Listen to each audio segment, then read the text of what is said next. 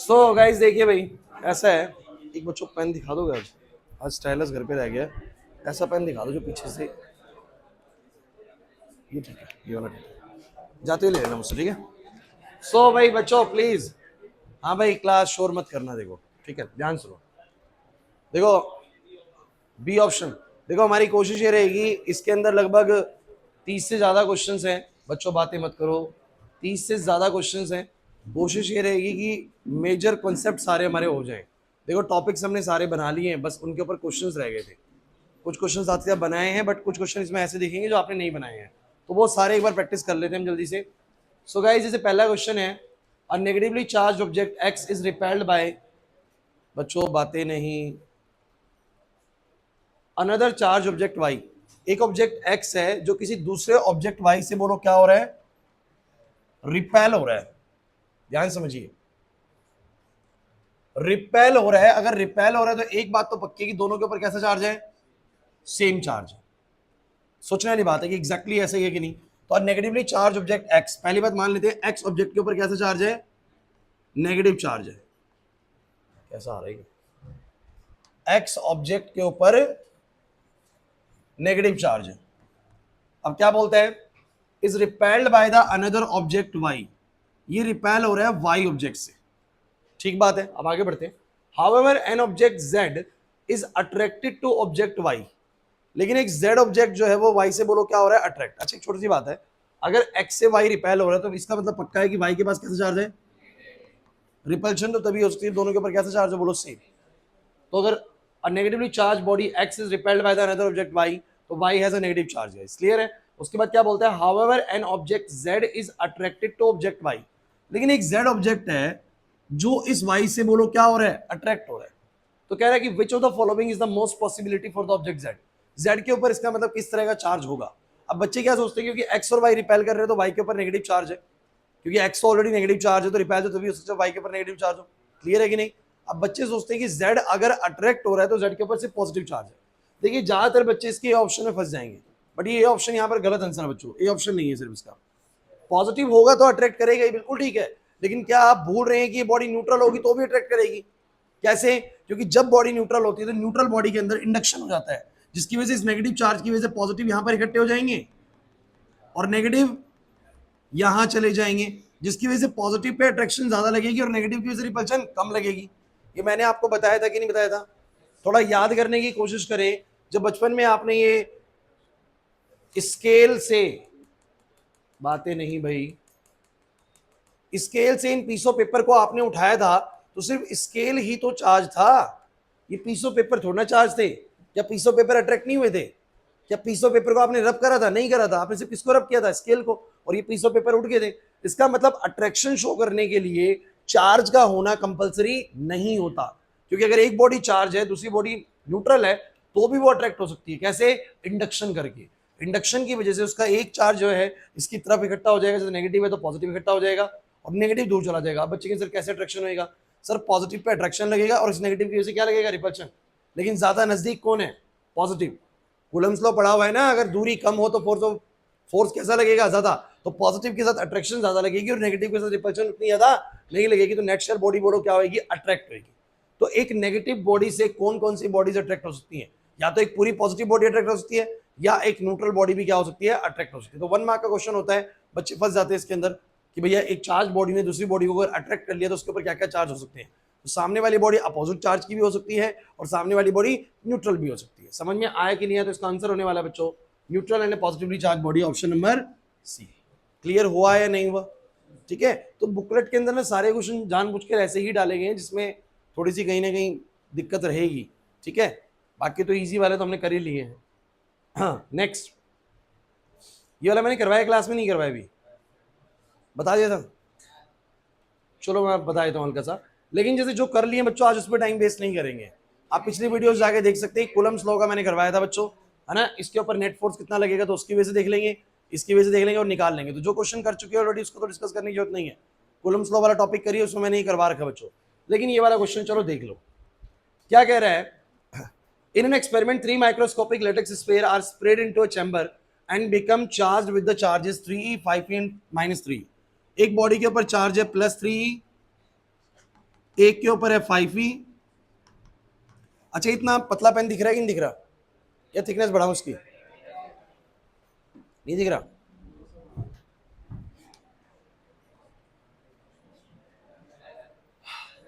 So guys, अरे बच्चों please यार देखो बातें, देखो जितना तुम कम शोर करोगे उतने ज्यादा नंबर ऑफ क्वेश्चंस बन जाएंगे, क्योंकि आपको भी पता है आज ही करा पाऊंगा, उसके बाद कल से तो फिर वो अपना वो चैप्टर जो कंटिन्यूएशन चल रहा है वही चलेगा, बीच में ऐसे ब्रेक से हम संडे को ही ले सकते हैं, फिर नेक्स्ट मौका मिलेगा दोबारा संडे को ही मिलेगा, और टेस्ट उसके पहले है आप लोगों का, ध्यान रखना।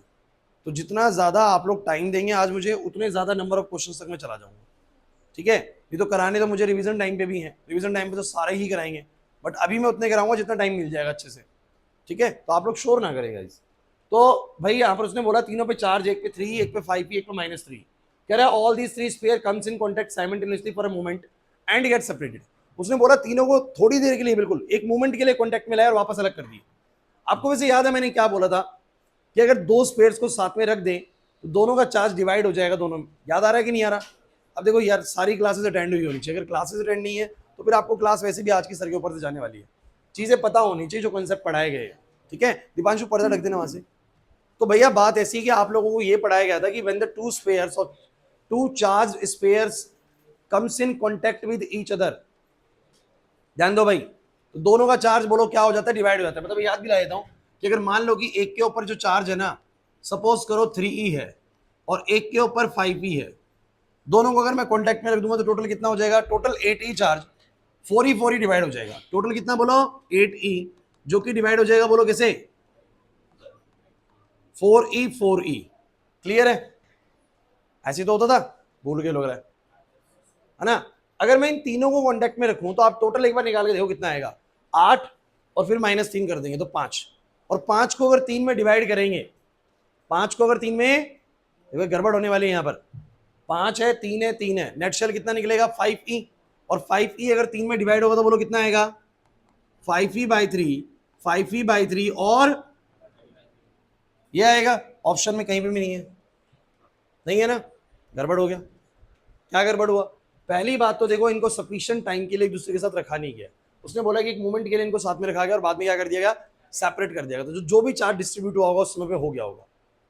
लेकिन एक सोचने वाली बात है कि क्या आप लोगों को याद है कि मैंने बोला था कि जो ये ई होता है ये एलिमेंट्री चार्ज की वैल्यू होती है, इससे छोटा चार्ज आप किसी को भी ट्रांसफर नहीं कर सकते। अरे ई का मतलब क्या होता है, 1.6 इंटू 10 की पावर क्या, भूल गए लगता है। किसी को भी सबसे छोटा चार्ज आप कितना दे सकते हो, इतना दे सकते हो, फिर सीधा कितने का चार्ज जाएगा, अरे भैया एक इलेक्ट्रॉन पे चार्ज होता है ई जो होता है, -e बोल देते हो उसको, चार्ज का मैग्नीट्यूड तो ई होता है ना। किसी को एक इलेक्ट्रॉन गया तो इतना चार्ज गया, किसी को 2 इलेक्ट्रॉन गए तो 2 चार्ज गया। याद आ रहा है बीच में मैंने बोला था कि बीच में कॉन्टिन्यूस चार्ज नहीं किसी भी चलता, पहले 1.6 इंटू 10 की पावर -19 हुआ, अगला चार्ज सीधा 3.2 इंटू 10 की पावर -19 होगा। बीच में चार्ज क्रिएट नहीं कर सकते हम लोग, एक इलेक्ट्रॉन ने इतना करा दूसरा इलेक्ट्रॉन आएगा फिर इतना हो जाएगा। कुछ याद आ रहा है, क्या आप लोग किसी को 1.5 इलेक्ट्रॉन ट्रांसफर कर सकते हो, नॉट पॉसिबल सर, डेसिमल्स में ई ट्रांसफर नहीं हो सकते हैं, 1e होएगा सीधा 2e होएगा फिर 3e फिर 4e, ऐसे ही तो होगा। तो जितने भी पहली बात तो ऑप्शन है जिसमें डेसिमल्स में है वो तो सब कट कर दो, 3.5e कट कर दो, ये तो हो ही नहीं सकता सर, 3.5e कैसे ट्रांसफर करोगे, पहली बात तो ये ऑप्शन तो गलत हो गया। अब बाकी ऑप्शन में सब में ई करके कुछ ट्रांसफर करा गया है, तो भैया बस आपको एक छोटी सी बात ध्यान रखनी है, जो मर्जी चार्ज का डिस्ट्रीब्यूशन हो, जो टोटल चार्ज पहले था और टोटल चार्ज बाद में होगा वो क्या होगा, सेम होगा। तो टोटल चार्ज पहले कितना था 5e, कितना था बोलो, तीनों का मिला लो 5e। अब देखो किस ऑप्शन में टोटल चार्ज 5e है पहले से, इसमें हो गया 10 - 4 6e, तो ये ऑप्शन भी क्या हो गया, इसमें बताओ 6 और 5 11, 11 में से 7 गया 4, 4e, नहीं सर ये भी नहीं है, जितना चार्ज पहले होगा उतना ही चार्ज, कंजर्वेशन ऑफ चार्ज वाली प्रॉपर्टी याद नहीं आ रही, अरे नहीं आ रही भैया, तो मुझे बताना जरा कितना आएगा, 7 और 5 कितना,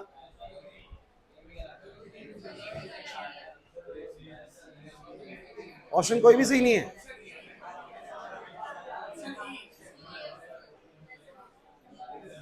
इसके ऑप्शंस गलत है सारी, फिर ऑप्शंस गलत है सारी, ऑप्शंस गलत है। एक ऑप्शन ऐसी जरूर मिलनी चाहिए जिसमें टोटल चार्ज इनिशियल इन तीनों के चार्ज से मैच कर रहा हो, sum of the all the charges initially and after बोलो क्या रहेगा, सेम रहेगा। अरे 3 टंकियों में पहले कुछ पानी था बाद में कुछ कुछ ट्रांसफर कर दिया तीनों में, तो नेट शेल बाद में और पहले बोलो क्या रहना चाहिए, सेम। बट अभी तीनों चारों केसेस को देखा जाए तो किसी में भी वो वैल्यू सेम, तो थोड़ा मिसप्रिंट है कहीं ना कहीं से भैया, क्वेश्चन जहां से लिया गया है वहां पर इसके ऑप्शन गलत है। हाँ, सी में 5 आ रहा है बच्चों, बट 3.5 ई चार्ज ट्रांसफर नहीं कर सकते। 5 आ रहा है उसमें, बट 3.5 ई चार्ज कैसे ट्रांसफर करोगे, नहीं समझे? अरे भैया, अरे बच्चों प्लीज यार, देखो यहां अगर ई का वैल्यू चार्ज ऑन 1 इलेक्ट्रॉन है, so you can not transfer 3.5 e charge to anybody. कर सकते हो क्या आप, मुझे बताओ कैसे करोगे? 3.5 इलेक्ट्रॉन किसी को भेज सकते हो? 3 जाएंगे सीधा, कितने जाएंगे? 4 जाएंगे, तो 3.5 इलेक्ट्रॉन नहीं हो सकते बच्चों। भले ही इसका सम 5 ही बन रहा है, बट मतलब अगर बोला जाए कि अगर किसी एक ऑप्शन को टिक करना है तो फिर आप सी ऑप्शन को टिक कर सकते हैं, क्योंकि इसमें टोटल सम कितना बन रहा है बोलो, 5 ही बन रहा है। लेकिन लॉजिकली ये ऑप्शन भी करेक्ट नहीं बन रहा है। अगर ई यहां पर किस चीज को इंडिकेट कर रहा है, चार्ज ऑन 1 इलेक्ट्रॉन। हाँ, अगर ये चार्ज ऑन 1 इलेक्ट्रॉन नहीं है, वैसे ही नाम दिया गया 3 वगैरह, तो फिर हम कौन से ऑप्शन के साथ जा सकते हैं? ऑप्शन नंबर सी, क्योंकि टोटल चार्ज पहले और टोटल चार्ज इस केस में बोलो बाद में क्या है बोलो, सेम है। समझ नहीं पा रहे हो? हालांकि ऐसे सूरत हाल में नंबर मिलते हैं पूरे पूरे, ये भी गलत है बच्चों। यही वाले को अगर आप लोग लगाना चाहें तो बेटे कैसे भाई, इस वाले को अगर आप लगाना चाहें तो लगा सकते हैं वैसे, ठीक है, लेकिन लॉजिकली ठीक ये भी नहीं है। समझ रहे हो लॉजिकली ठीक क्यों नहीं है? किसी भी बॉडी को आप 0.5 ई 1.5 ई चार्ज ट्रांसफर नहीं कर सकते अगर ई चार्ज ऑन 1 इलेक्ट्रॉन है। क्लियर हुआ? दोनों क्वेश्चन समझ में आगे कि नहीं आगे? ठीक है, चलिए आगे बढ़ते हैं। ये मैं ऑलरेडी करवा चुका हूँ, 3rd question. 4th question already done है बच्चों, हमारा हमने क्लास में कर लिया है। मैं नहीं कराऊंगा बच्चों इस तरह का क्वेश्चन, हमने बहुत प्रैक्टिस करी है। जिसकी न्यूमेरिकल प्रैक्टिस हो चुकी है उसको क्यों डील करना है अभी ना? आप ऑलरेडी अगर ये चैप्टर अटेंड कर चुके हैं तो आपको पता होगा इससे ज्यादा बढ़िया क्वेश्चन हमने बना रखा क्लास के अंदर, ठीक है। और ये मैंने आपको जिस दिन क्लास में करवाया था ना, उसी दिन मैंने आपको भेज भी दिया था आपके ग्रुप में प्रैक्टिस करने के लिए। तो इसकी प्रैक्टिस अभी करने की जरूरत नहीं है। जिसको नहीं आता वीडियोस कवर करिए, उसमें मैंने ये क्वेश्चन करा रखा है। हमें बस ये है कि हमारे during the course of year हमने कभी ना कभी न्यूमेरिकल्स कोई ना कोई कर रखा हो। अब ये कर रखा है तो आप इसको एक बार उधर से कवर कर सकते हैं। चलिए नेक्स्ट, रिपीट नहीं करना है, ज्यादा क्वेश्चन बनाने। ये भी कर रखा है, अरे कर रखा है स्क्वायर वाला, ठीक है। ओके, ये बहुत ही इजी क्वेश्चन है, जल्दी से पढ़ लीजिए, आंसर कर दीजिए। कह रहा है 2 आइडेंटिकल कंडक्टिंग बॉल्स है ए एंड बी, बातें नहीं, having the charges -q and +3q respectively, they are first remain in contact with each other and then separated by a r distance apart। कह रहा है कि 2 चार्ज बॉडीज है, एक पे -q चार्ज है और एक पे +3q चार्ज है। कुछ देर के लिए साथ में रखे गए, बाद में सेपरेट कर दिए गए। बताओ अगर कुछ देर के लिए साथ में रखे गए तो टोटल चार्ज इनका कितना है, जरा बताओ। 2q, अरे 3q - q 2q which got separate, which got मतलब डिस्ट्रीब्यूट हो जाएगा दोनों पे क्यू क्यू। अब इनको दूरी से बच्चों, इनको सेपरेट कर दिया गया आर दूरी से, आर दूरी से अलग रख दिया गया। क्या बोल रहा है? Find the nature and the magnitude of the coulomb force between them. बहुत ही सिंपल क्वेश्चन है। कह रहे हैं इनके बीच में क्या नेचर होगा सर? रिपल्सिव नेचर होगा, दोनों प्लस प्लस के हैं। दूसरी बात, कितना कूलम फोर्स लगेगा sir? 1/4 pi epsilon not. Simple है बच्चों, ये तो क्वेश्चन में कुछ था ही नहीं। Done, next. चलो करना चाहेंगे वैसे आप लोग, इसको करा रखा है हालांकि मैंने क्लास में।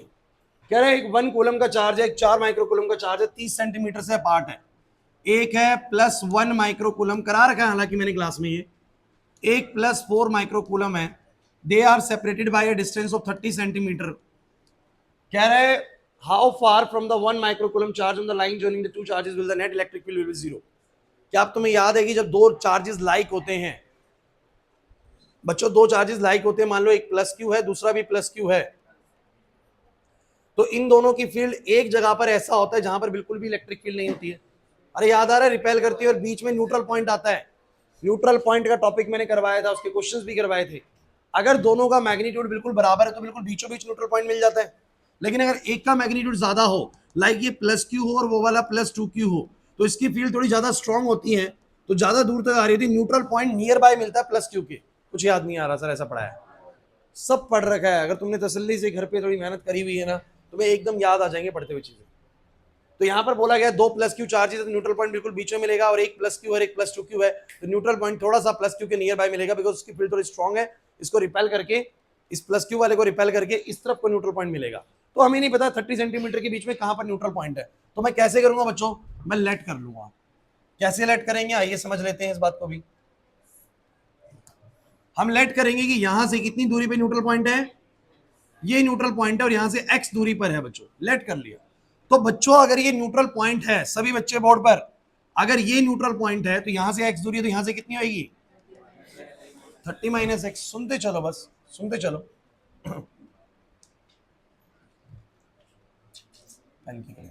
चलो बताओ, ये +1 वाला जो चार्ज है यहां की तरफ फील्ड बाहर की तरफ बनाएगा, इवन फील्ड। जरा मुझे बताना इवन का मैग्नीट्यूड कितना होएगा, के लिख दो, क्यू बाय में आर स्क्वायर ना, तो के क्यू कितना है बोलो 1 माइक्रोकूलम, सो 1 इंटू 10 की पावर -6। अरे कोई दिक्कत है क्या, समझ ही नहीं है क्या कर दिया सर ने। भाई एक पॉइंट चार्ज अपने से आर दूरी पर कितनी इलेक्ट्रिक फील्ड बनाता है, 1/4 साइन नॉट क्यू बाय में क्या आर स्क्वायर। तो ये 1 माइक्रोकूलम इधर बैठे इधर किसी पॉइंट पर कितनी इलेक्ट्रिक फील्ड बनाएगा, 1/4 साइन नॉट क्यू बाय में क्या एक्स स्क्वायर। अच्छा वो किस तरफ को बनाएगा, प्लस वाला, वो भी प्लस का है, तो वो इधर ऐसे बनाएगा और ये क्या बनेगी बोलो E2।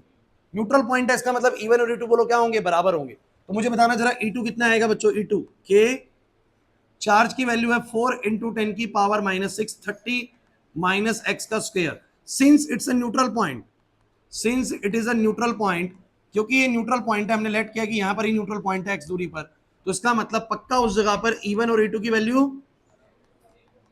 E1 और E2 की वैल्यू क्या होगी, बराबर होगी। समझ ही नहीं आ रहा सर क्या बोल रहे हो, नहीं आ रहा ना। इसके लिए आप लोगों को इलेक्ट्रिक फील्ड लाइंस का टॉपिक होना चाहिए क्लियर, वो टॉपिक पढ़ा हुआ है तभी आएगा समझ में। न्यूमेरिकल क्लास सिर्फ उस बच्चे को समझ में आएगी जो बच्चा चैप्टर पढ़ के आया है, जिसने चैप्टर क्लासेस में लिया है।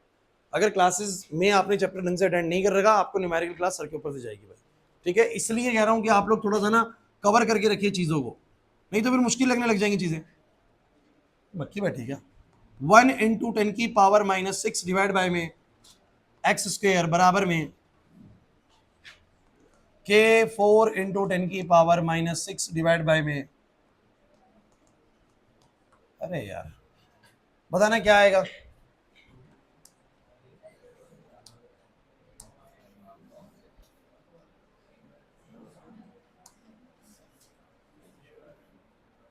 कोई मक्खी बैठे क्या, बताओ। कैसे के कट गया, इससे ये कट गया, इसको इधर ले आओ,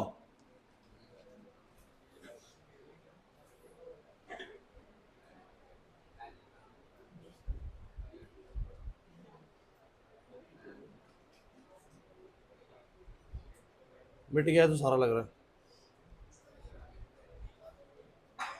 वीडियो से कर लेना कवर, करा तो दिया ना क्वेश्चन, ठीक है। या मैं व्हाइट बोर्ड भी साथ साथ खोल लूँ,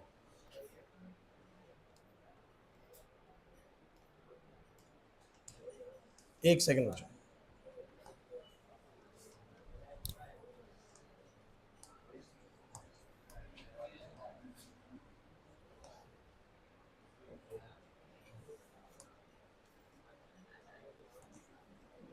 चलो भाई क्लास,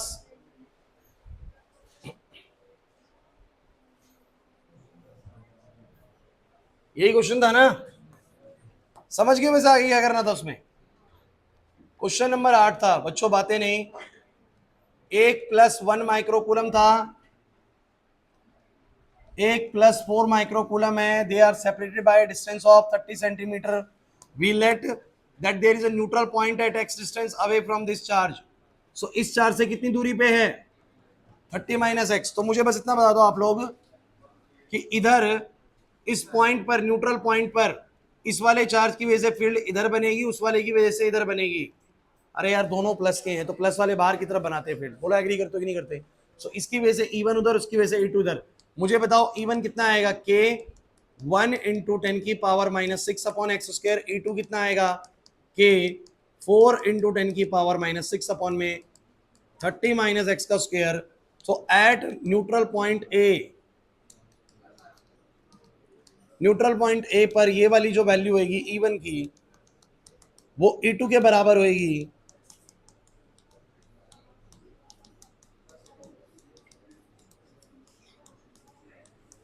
बताओ कितना आएगा, बोलो भाई कितना आएगा। कैसे के ये गया 30 माइनस एक्स स्क्वायर इधर आ गया, 4x स्क्वायर इधर आ गया, इसको कैसे डील करोगे? दोनों तरफ स्क्वायर है, आप लोग एक तरफ से स्क्वायर हटा के दूसरी तरफ रूट कर दो। अरे इसका स्क्वायर हटेगा रूट आएगा, बोलो क्या आएगा? 2x आएगा, लेकिन प्लस का भी और। तो मुझे बताओ दो रिजल्ट बनेंगे, एक क्या बनेगा? 30 माइनस एक्स बराबर 2x, यानी 3x बराबर, यानी x की वैल्यू मतलब बताओ इस वाले पॉइंट से इस वाले चार्ज से कितनी दूरी पर न्यूट्रल पॉइंट मिलेगा? 10 पे, और वहां से 20, क्योंकि मैंने बोला था स्ट्रॉन्ग चार्ज जो होगा उससे थोड़ा दूर मिलेगा न्यूट्रल पॉइंट और वीक चार्ज के नजदीक मिलेगा। क्यों? ऐसा फील्ड्स के बारे में मैं आपको बता चुका हूं बच्चों। दूसरे वाले से निकालोगे तो आंसर उतना सही नहीं लगेगा। ये बन जाएगा x बराबर कितना? Not possible. ये तो कोई पॉइंट बना ही नहीं ना, तो ये तो गलत सी वैल्यू है, ये वाली वैल्यू बिल्कुल क्या है? सही है। तो ये है बच्चों न्यूट्रल पॉइंट। समझ नहीं आया सर? नहीं आया ना समझ में? ठीक है। उसके बाद क्या है? इस क्वेश्चन को एक बार हम होल्ड करेंगे, इसको लास्ट में बताऊंगा बच्चों, थोड़ा कॉन्सेप्ट बताना पड़ेगा वेक्टर वगैरह का उसमें। उसके बाद इसको सुन लीजिए, आ जाइए क्या बोला गया है। इसके बाद 11वां क्वेश्चन आपको ट्राई करेंगे, पहले वो सुन लीजिए। Draw the pattern of the electric field lines when a point charge minus q is kept near an uncharged conducting plate। ये क्वेश्चन वैसे बहुत आसान सा है, पता नहीं क्यों इन्होंने कई बार दिया हुआ है, 5-6 बार ये क्वेश्चन आ चुका है। यहां पर एक माइनस क्यू चार्ज है, सामने एक प्लेट रखी हुई है, सामने एक प्लेट रखी हुई है। कह रहे बताओ कैसा फील्ड का पैटर्न बनेगा। सब बच्चे मुझे एक बात बताओ, इस माइनस क्यू चार्ज की वजह से इस प्लेट में इंडक्शन हो जाएगा नहीं हो जाएगा? इंडक्शन की वजह से सब बच्चे मुझे बताना जरा, प्लस चार्जेस यहां पर इकट्ठे हो जाएंगे और माइनस चार्जेस दूसरी तरफ इकट्ठे हो जाएंगे। क्या मैं सही बोल रहा हूं? अच्छा, फील्ड का पैटर्न कैसा बनेगा? आपको पता है प्लस से माइनस क्यू की तरफ होती है फील्ड, प्लस से, तो कुछ इस तरह की फील्ड पैटर्न्स बनेंगे। आपको पता है ना पॉइंट चार्ज से फील्ड कैसे निकलती है? स्पेरिकली ना, तो माइनस पे ऐसी ही आएगी देखो, और उस प्लेट से ऐसी आएगी। बस आप ध्यान रखना कि जो भी हमारी जो भी सरफेस है इलेक्ट्रिक फील्ड सरफेस की हमेशा कैसी होती है? परपेंडिकुलर। तो देखो वो परपेंडिकुलर बनी है उसमें चलेगी। यही क्वेश्चन बदल के वो ऐसा भी कर सकता है, यहां कर दिया प्लस क्यू और ये प्लेट कर दी न्यूट्रल। प्लेट तो न्यूट्रल ही है, तो न्यूट्रल प्लेट में बताओ फिर कैसा इंडक्शन होएगा? माइनस इधर आ जाएंगे, प्लस उधर चले जाएंगे। बताओ कैसा बनेगा? अरे बताओ, ऐसे बनेगा ना? अरे फील्ड भूल गए क्या? माइनस की तरफ होती है प्लस से निकल के, आएगा ऐसा ही बन गई फिर। बहुत ही सिंपल क्वेश्चन है, 1 मार्क क्वेश्चन आता है एग्जाम के अंदर, ये आप लोग बना सकते हैं। नहीं आया? नेक्स्ट ये क्वेश्चन ट्राई करो, तो मैं माइक लेके आ रहा हूँ। 11वां क्वेश्चन आप लोग ट्राई करेंगे, डायपोल मूवमेंट से है, बहुत इजी क्वेश्चन है, जल्दी से कर दे।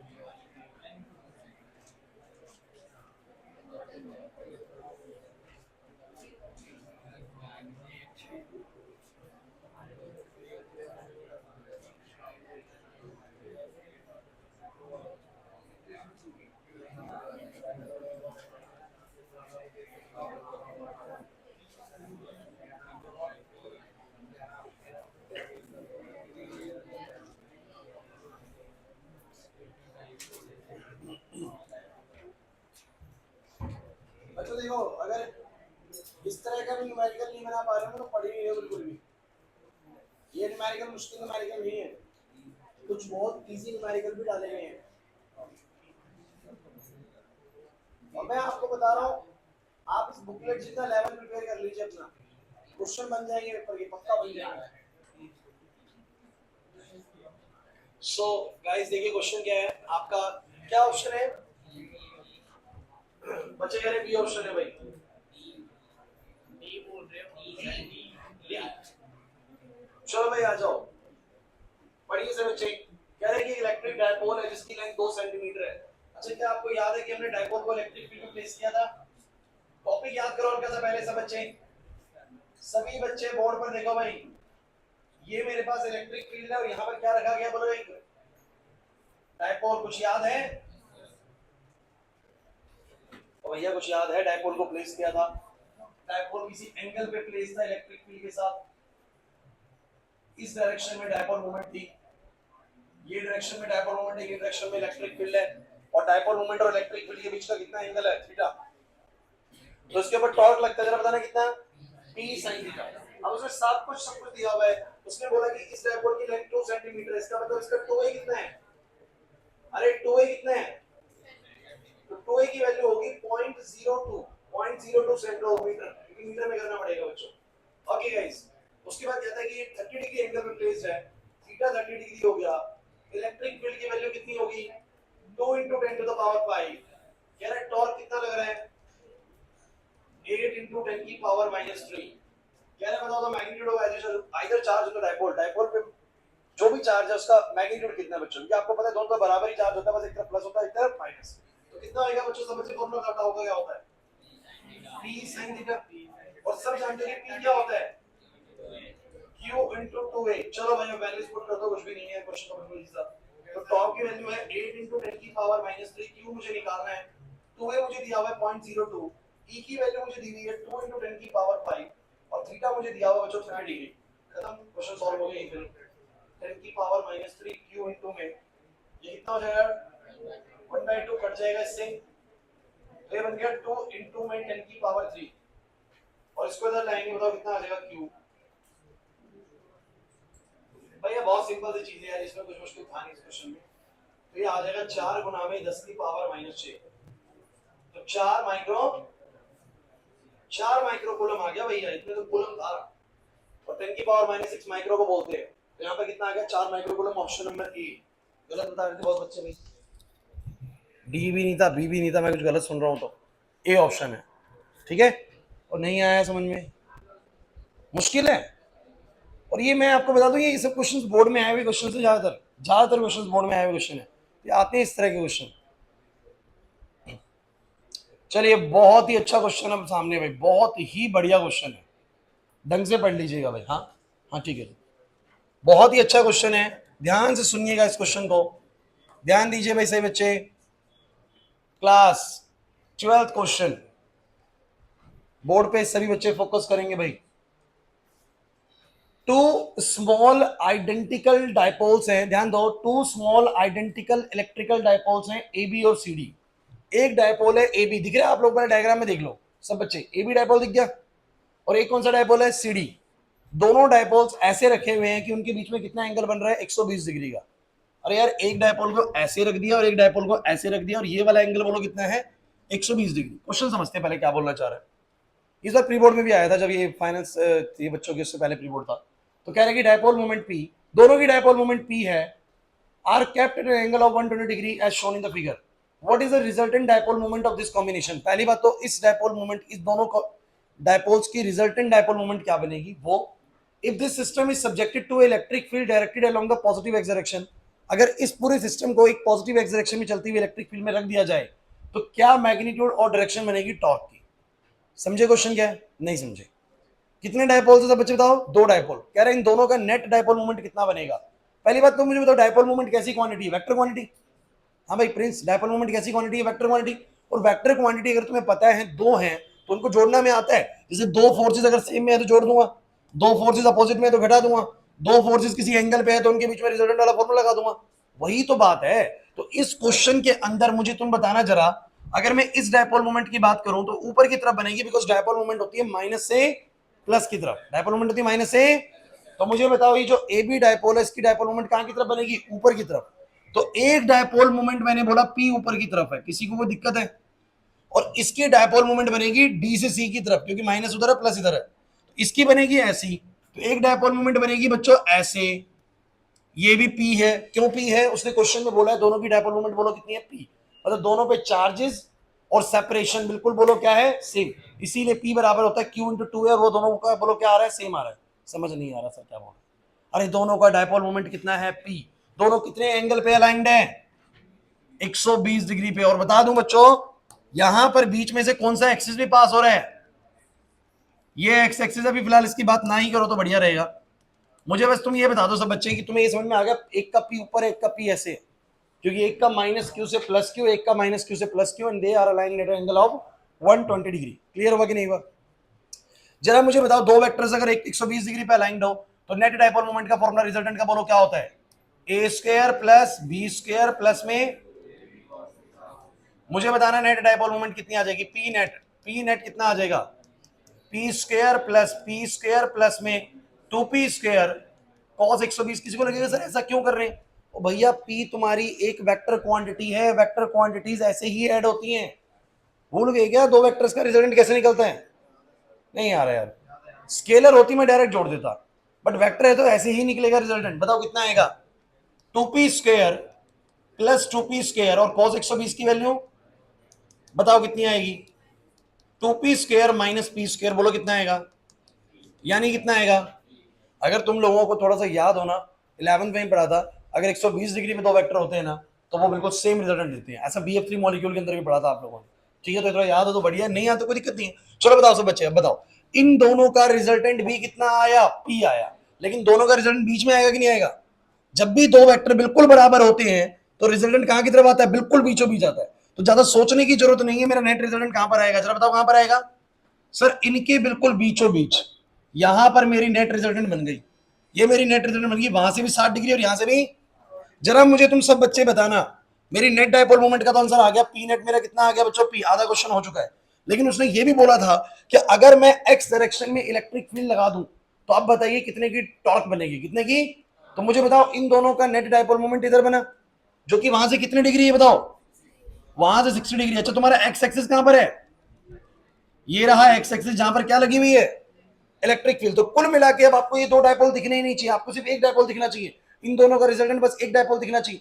उस डायपोल का डायपोल मोमेंट बोलो कितना है? पी। और इलेक्ट्रिक फील्ड कितना है बोलो? इधर कितने डिग्री एंगल पर बोलो? इलेक्ट्रिक फील्ड से 30 डिग्री पर, क्योंकि वहां से 60 तो यहां से कितना? तो ये वाला एंगल बच्चों जो हमारा बचा हुआ है ना, वो 30 डिग्री एंगल बचा हुआ है। तो मुझे बताना जो टॉर्क लगेगा इसके ऊपर कितना लगेगा? पीई साइन थीटा टॉर्क होता है। मैंने कहा नेट डायपोल मोमेंट पी है, इलेक्ट्रिक फील्ड की वैल्यू ई है, और एंगल कितना बोलो? 30। बोलो कितना आ गया? पीई बाय में टाउ। क्लियर हुआ कि नहीं हुआ? ये है बच्चों, ये क्वेश्चन इंपॉर्टेंट है, आप लोगों को ध्यान रखना पड़ेगा। अगर कभी भी एग्जामिनर ने दो डायपोल्स एक साथ दे दिए, देवदत्त, किसी क्वेश्चन में एग्जामिनर ने दो डायपोल्स एक साथ दे दिए तो उन दोनों डायपोल्स का पहले क्या निकाल लो?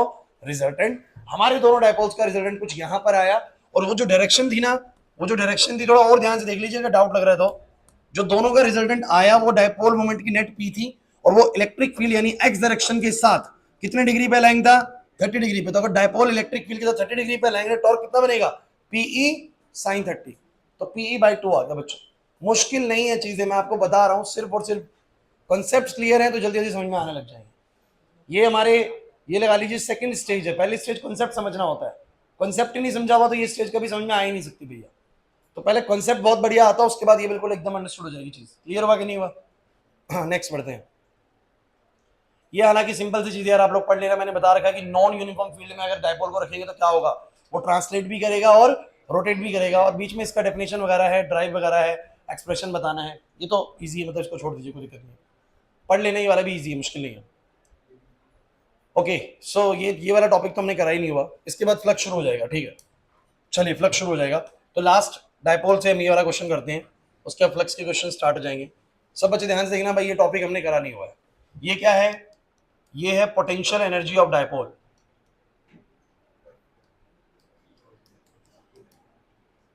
पोटेंशियल एनर्जी ऑफ डायपोल सुन लीजिए, टॉपिक नहीं करा हुआ लेकिन हैंड समझ लेते हैं, कुछ नहीं, 2 मिनट की चीज है। सब बच्चे याद कर लो कि एक डायपोल ना, एक डायपोल जब भी किसी इलेक्ट्रिक फील्ड में प्लेस्ड होता है, एक डायपोल जब भी किसी इलेक्ट्रिक फील्ड में प्लेस, टॉपिक तो पढ़ा हुआ है ना भाई ये वाला। ऐसा मत समझिए कि टॉपिक का मैं बोल रहा हूँ टॉपिक नहीं करा हुआ, हमने सिर्फ ये नहीं पढ़ा हुआ कि डायपोल की पोटेंशियल एनर्जी कितनी होती है, बाकी हमने डायपोल को इलेक्ट्रिक फील्ड में रखते हुए सब कुछ पढ़ा हुआ है। जरा बताना बंदे, dipole is placed in electric field क्या होता है? उसके ऊपर एक टॉर्क लगता है, कितना बोलो? पीई।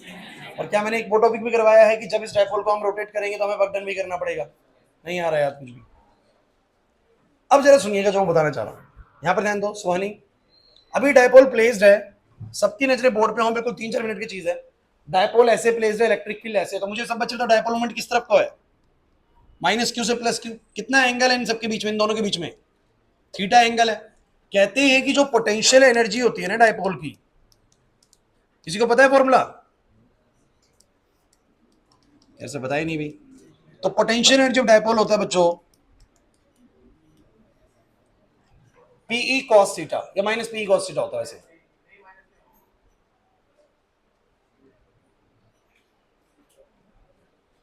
नहीं, पीई कॉस थीटा ही होता है, माइनस नहीं होता।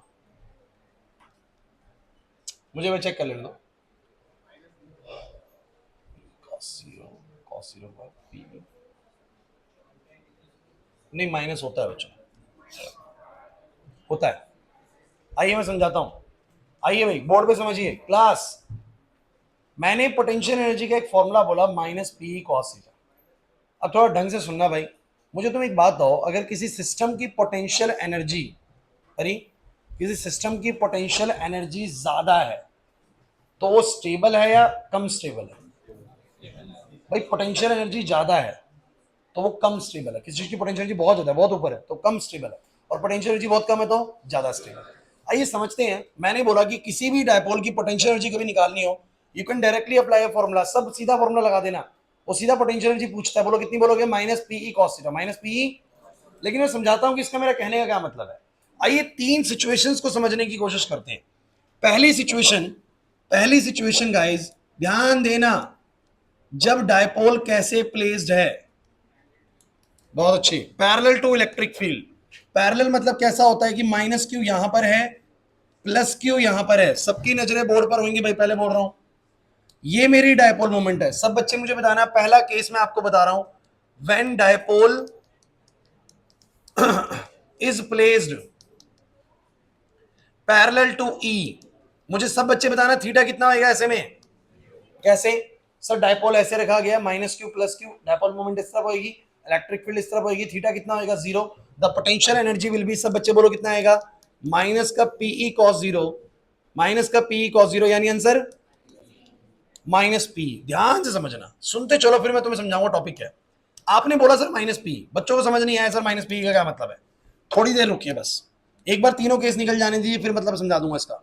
यहां पर अब इलेक्ट्रिक फील्ड है और इस बार डायपोल बच्चों परपेंडिकुलर रखा गया है, ऐसा ऐसा, बातें नहीं। मुझे बताना डायपोल मोमेंट किस तरफ का है सब बच्चे। अरे डायपोल मोमेंट किस तरफ है? ऊपर। इलेक्ट्रिक फील्ड ऐसे, बोलो कितना एंगल है? हम बोलेंगे dipole is placed perpendicular to E. Theta बोलो कितना? थीटा हो गया बच्चों 90 डिग्री। जल्दी बोले थीटा बच्चों 90 डिग्री। मुझे बताओ यू कितना आएगा? माइनस का पीई कॉस 90। बोलो आंसर कितना आ गया? जीरो। मतलब नहीं पता सर क्या कर रहे हैं सर, जीरो निकाल रहे हैं, कभी माइनस पी निकाल रहे हैं। एक बार लास्ट वाला कर लीजिए, dipole is placed anti parallel, कैसे रखा हुआ है? उसके बाद तुम्हें मैं सारा मतलब समझा दूंगा, एक बारी में समझ में आ जाएगा, बस तुम सुन लो ये वैल्यूज। ई डायपोल कैसे रखा गया है? उल्टा। अरे एंटी पैरेलल का मतलब पता है कि डायपोल मोमेंट इस तरफ होगी, इलेक्ट्रिक फील्ड उस तरफ होगी। देखो माइनस क्यू प्लस क्यू, तो मैंने बोला सर डायपोल मोमेंट ना इस बार इस दिशा में है और इलेक्ट्रिक फील्ड उस दिशा में है, तो कितना एंगल बनेगा? 180। मुझे बताना पोटेंशियल एनर्जी कितनी आएगी? माइनस का पीई कॉस 180। एक बार क्लास में सिखाया था कि जैसे कॉस 01 है ना, तो कॉस 180 -1 होगा, उल्टा होता है। तो ये बच्चों बन जाएगा प्लस का पीई। मेरा अब आप लोगों से बस एक छोटी सी चीज कहनी है, ध्यान से अगर सुन पाए आप लोग तो।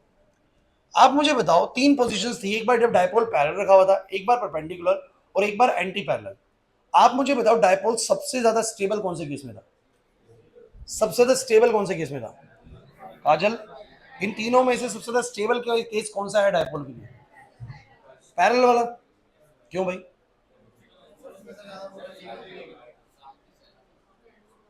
आपको याद है कि इसको हम स्टेबल इक्विलिब्रियम बुलाते हैं? नहीं आ रहा याद? इस केस के अंदर टॉर्क जीरो होता है। टॉर्क का फॉर्मूला है PE sine theta. Dharmendra, torque का फॉर्मूला है पीई साइन थीटा। थीटा इस केस में जीरो है तो साइन जीरो जीरो होएगा, टॉर्क कितना आएगा? जीरो। स्टेबल इक्विलिब्रियम क्यों कहता हूं? देखो एक तो घूम नहीं रहा, दूसरा कारण क्या है? माइनस वाला चार्ज है प्लस वाली साइड पे और प्लस वाला चार्ज है, कह रहे कैसे सर? अरे इलेक्ट्रिक फील्ड कहां से कहां की तरफ होती है? पॉजिटिव से। तो मेरा जो नेगेटिव चार्ज है वो पॉजिटिव की तरफ है, पॉजिटिव चार्ज स्टेबल इक्विलिब्रियम। देखिए जब कोई चीज सबसे ज्यादा स्टेबल होगी ना तो उसकी पोटेंशियल एनर्जी सबसे मिनिमम होगी। बड़ी इंपॉर्टेंट लाइन है, कोई चीज जब सबसे ज्यादा स्टेबल होगी तो उसकी पोटेंशियल एनर्जी सबसे मिनिमम होगी। देखिए ना, सबसे मिनिमम वैल्यू यही तो है माइनस पी। अरे मान लो ये नेगेटिव है, ये जीरो है और ये पॉजिटिव है, तो सबसे कम ये है और सबसे ज्यादा वैल्यू। तो जब वो सबसे ज्यादा स्टेबल है उस वक्त पर उसकी पोटेंशियल एनर्जी भी सबसे कम है।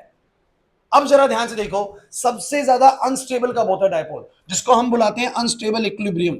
सबसे ज्यादा अनस्टेबल कब होता है डायपोल, जब वो 180 डिग्री एंगल बनाता है। याद करो, इस वक्त टॉर्क तो जीरो होता है, लेकिन आपको पता होना चाहिए प्लस वाला चार्ज रखा हुआ है जहां पर प्लस वाली साइड है, और माइनस वाला चार्ज रखा हुआ है जहां पर कुछ कहते हैं, पता नहीं कैसे प्लस वाली माइनस वाली साइड बोल रहे हैं। अरे इलेक्ट्रिक फील्ड कहां से कहां डायरेक्ट होती है, जरा बताना। पॉजिटिव से, तो ये वाली साइड पॉजिटिव है बच्चों, और वाली साइड आपका पॉजिटिव, पॉजिटिव की साइड पे बिल्कुल भी स्टेबल सिचुएशन। इस समय पे आपके डायपोल की पोटेंशियल एनर्जी देखो कितनी हाई है, प्लस पीई है। क्या है बोलो, plus P, that is the maximum potential energy. Clear हुआ कि नहीं हुआ? और जब ये बीच में होता है यानी 90 डिग्री पे होता है, तब उसकी पोटेंशियल एनर्जी इन दोनों के बीच में होती है, ना इतना स्टेबल होता है और ना इतना अनस्टेबल होता, बीच की वैल्यू आती है जीरो। तो potential energy actually determine the stability of the dipole. At this position, the potential energy is minimum, that is minus P. At this point, the potential energy is zero. At this point, the potential energy is maximum, that is P. समझने की कोशिश करें मैं कहने क्या चाह रहा हूं। नहीं आई बात समझ में? ये वाला मोस्ट स्टेबल है, ये वाला मोस्ट अनस्टेबल, और यहां से पोटेंशियल एनर्जी करनी है। अच्छा, कोई बोले कि 60 डिग्री का एंगल बन रहा है, बताओ कितनी पोटेंशियल एनर्जी होगी? माइनस का पीई कॉस 60, माइनस का पीई कॉस, समझ नहीं आ रहा, डायरेक्ट फॉर्मूला लगाना, माइनस का पीई कॉस थीटा। लेकिन क्या तुम्हें इसके वैल्यूज के मतलब समझ में आया या नहीं आया? नहीं आया लग रहा। जरा एक बार इसका आंसर करना, इस क्वेश्चन को करना, इस क्वेश्चन को करके बताओ।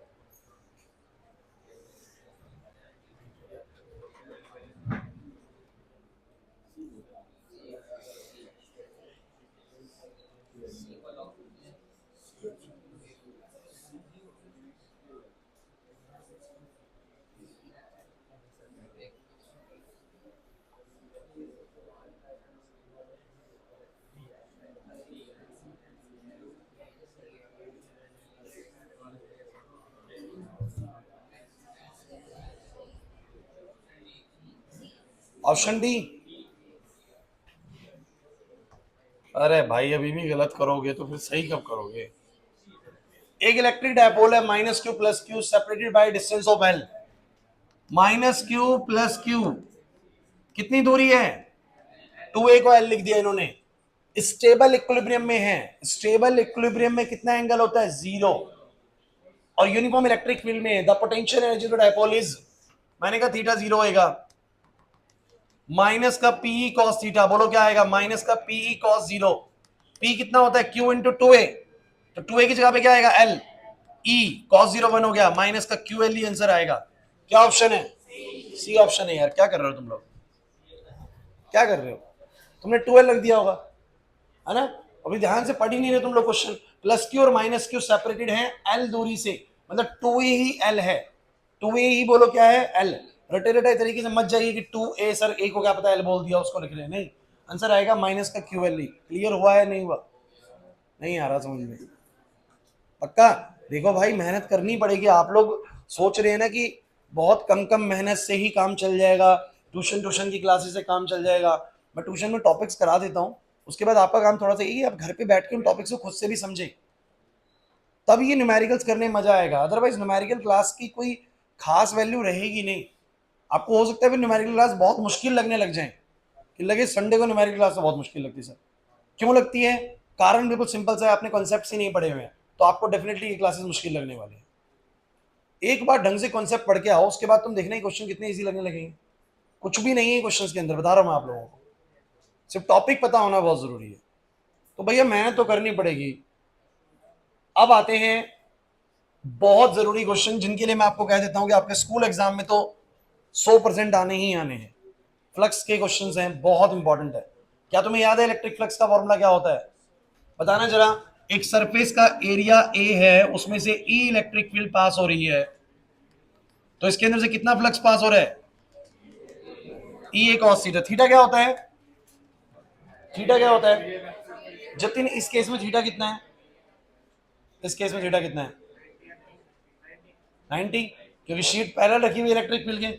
सही बोल रहा है जतिन? देवदत्त कितना एंगल है अभी? कैसे? ये तो परपेंडिकुलर रखा हुआ है। Area vector is always perpendicular to the surface guys. तो अभी थीटा कितना है बोलो, 0 है। ई ए कॉस 0 है फिलहाल। किसी भी सरफेस में से कितना इसको बताया था क्लास में, 1 घंटा लगाया था पूरा फाई इज इक्वल टू मी ये कॉस समझाने में, फिर भी कह रहे हैं इसमें 90 डिग्री एंगल है। क्या पढ़ रहे हो तुम लोग,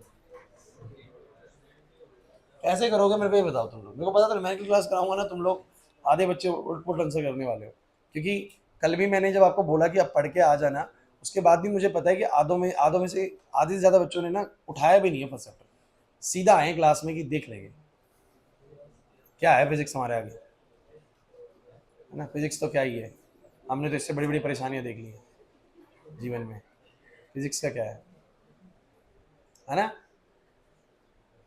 पढ़ लो बच्चों। देखो मैं किसी भी ईयर में न्यूमेरिकल्स स्टेज पे कराता ही नहीं हूँ, स्टेजेस होती हैं। मैं न्यूमेरिकल्स एंड स्टेज में कराता हूँ, जब हमारा नवंबर में सिलेबस खत्म हो जाता है, नवंबर मिड में, उसके बाद मैं चैप्टर 1 उठाता हूँ, फिर से चैप्टर 1 पूरा समझाता हूँ, उसके बाद मैं ऐसे न्यूमेरिकल्स कराता हूँ। इस बार हम टीचर्स ने स्ट्रेटेजी बदल ली है, पेपर को देख के बदली है, लेकिन आप लोगों ने इसे देखा नहीं, इसलिए आप बदल नहीं रहे। आप लोगों को भी उस डर का अनुभव नहीं हुआ है ना, हम लोगों ने वो अनुभव कर लिया है। हमने उन बच्चों को देख लिया है जिन बच्चों के साथ इस बार पूरी ऑल ओवर सीबीएसई के बच्चों के साथ हाहाकार हुआ था ना, शायद वो आप लोगों ने, आपके साथ तो हुआ नहीं ना, आप लोगों ने तो बस सुना है। सुनी सुनाई खबरें तो ऐसी होती हैं, पता नहीं ऐसे ही बोल रहे होंगे, है ना। तो वो डर का एहसास ना होना अगले साल आप लोगों को, इसलिए उस तरीके से ही प्रिपेयर कर रहे हैं। और जब हम थोड़ा सा हार्ड प्रिपरेशन की तरफ जाएंगे ना, तो चीजें मुश्किल लगेंगी इस साल, लेकिन पेपर में इजी लगेंगी, ये श्योर है। अगर हम अभी मेहनत कर लेंगे ना, अभी इस पे जी थोड़ा मेहनत कर लेंगे, टाइम लगेगा कि हम पूरे साल हम बिल्कुल खींच के लगे पड़े हैं, कहीं पे भी हम रिलैक्स नहीं कर रहे हैं भाई, लेकिन लास्ट में आपको बहुत ईजी लगने वाला है, मैं आपको बता रहा हूँ। ये चीज़ें हम नवंबर में करते हैं, दिसंबर में करते हैं, जो मैं आपको अभी करवा रहा हूँ, ठीक है। तो ये इसलिए ये करवा रहा हूँ कि आप लोग अभी कर लेंगे तो एंडिंग ईयर तक तो भैया पता नहीं कितनी बढ़िया तैयारी हो जाएगी इन चीज़ों को लेकर। ये पहले करेंगे तब जाके हम थोड़ा सा और हाई लेवल के क्वेश्चन सोच सकते हैं, हालांकि उतना ऊपर जाने की जरूरत नहीं है, बहुत सोच समझ के ही बनाई गई है। तो लेकिन आप लोग एटलीस्ट इतना तो प्रिपेयर करिए, ये तो मतलब कि इतना लेवल तो कंपलसरी हो गया इस बार का पेपर देखते हुए कि इतना तो करके ही जाना है भैया।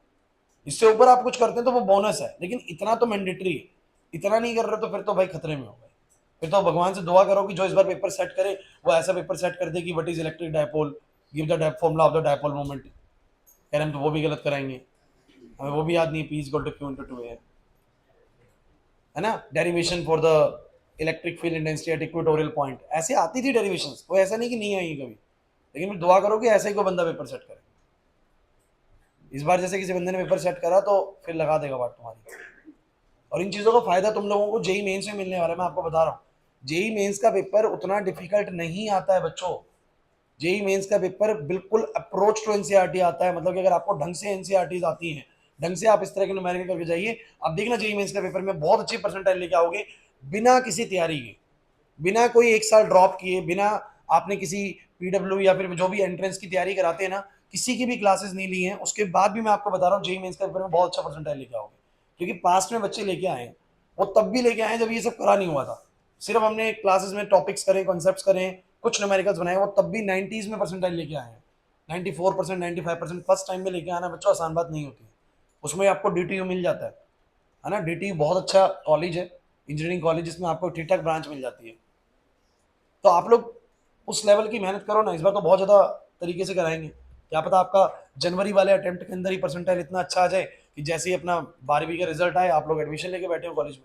क्यों करना एक साल ड्रॉप, समझ रहे हैं। लेकिन उसके लिए इस साल को आपको देना पड़ेगा भाई, ये साल मेहनत लगेगी, समझ रहे हैं। कुछ नहीं समझते तुम लोग, ऐसे ही एक्टिंग दिखावा करते हो समझने का, थोड़ी देर बोल देता हम बिल्कुल सीरियस हो जाते हैं। तुम ये कोरोना वाले हो ना सारे के सारे, जो वहां सब रहता हुआ है। सुनो अब क्वेश्चन सुनो, बहुत इंपॉर्टेंट क्वेश्चन आ रहे हैं भाई, ध्यान सुनना। अगले 5-6 क्वेश्चन बड़े इंपॉर्टेंट है, एक ही स्ट्रेटेजी से काम करेंगे सारे क्वेश्चन। एक क्वेश्चन ढंग से समझ लिया, मैं कह रहा हूँ कि जितने मर्जी उस तरह के क्वेश्चन है सारे बना जाओगे। पढ़ो पहले क्वेश्चन क्या है, यहाँ से शुरुआत होती है। कहते था electric flux due to a point charge enclosed by a spherical Gaussian surface get affected when its radius is increased. अगर मैं किसी एक पॉइंट चार्ज के चारों तरफ, सुन लीजिए, कह रहा है एक पॉइंट चार्ज है, कह रहा है एक स्फेरिकल गॉसियन सरफेस है, सुन लीजिए, बड़ा सिंपल सा क्वेश्चन है, धैर्य। एक पॉइंट चार्ज है, इसके चारों तरफ एक स्फेरिकल क्लोज गॉसियन सरफेस है। अगर मैं इस क्लोज स्फेरिकल गॉसियन सरफेस का रेडियस बढ़ाऊं तो बताओ इसके थ्रू पास होने वाले फ्लक्स पे क्या असर पड़ेगा, क्या असर पड़ेगा? चलो पहले तो तुम ये बताओ मुझे, स्फेरिकल गॉसियन सरफेस के अंदर क्यों चार्ज है, बताओ इसके थ्रू कितना फ्लक्स पास हो रहा है, कितनी फील्ड पास हो रही है, कितनी फील्ड पास हो रही है, कितना फ्लक्स है दिवांशु, कितना फ्लक्स है? अगर अंदर क्यू चार्ज है, बाहर स्फेरिकल गॉसियन सरफेस है, तो इस स्फेरिकल गॉसियन सरफेस में कितना फ्लक्स है? नहीं पता? क्यू अपॉन एप्सिलॉन नॉट, यार पढ़ाया तो है भाई, क्यू अपॉन, नहीं पढ़ाया? अब तुम मुझे बताना कि अगर इस स्फेरिकल गॉसियन सरफेस को और बड़ा कर दूं तो कितना होगा? सर अगर 500 फील्ड निकले तो छोटे सरफेस से भी 500 निकलेंगे और बड़े से भी। मैंने बोला ना, इस रूम में मैंने एक चार्ज रख दिया, यहाँ से 500 फील्ड निकली। अब ये रूम चाहे मैं इतना रखूं साइज का तो भी इसमें से 500 निकलनी है बाहर, और मैं इसको बहुत बड़ा कर दूं तो भी कितनी निकलनी है?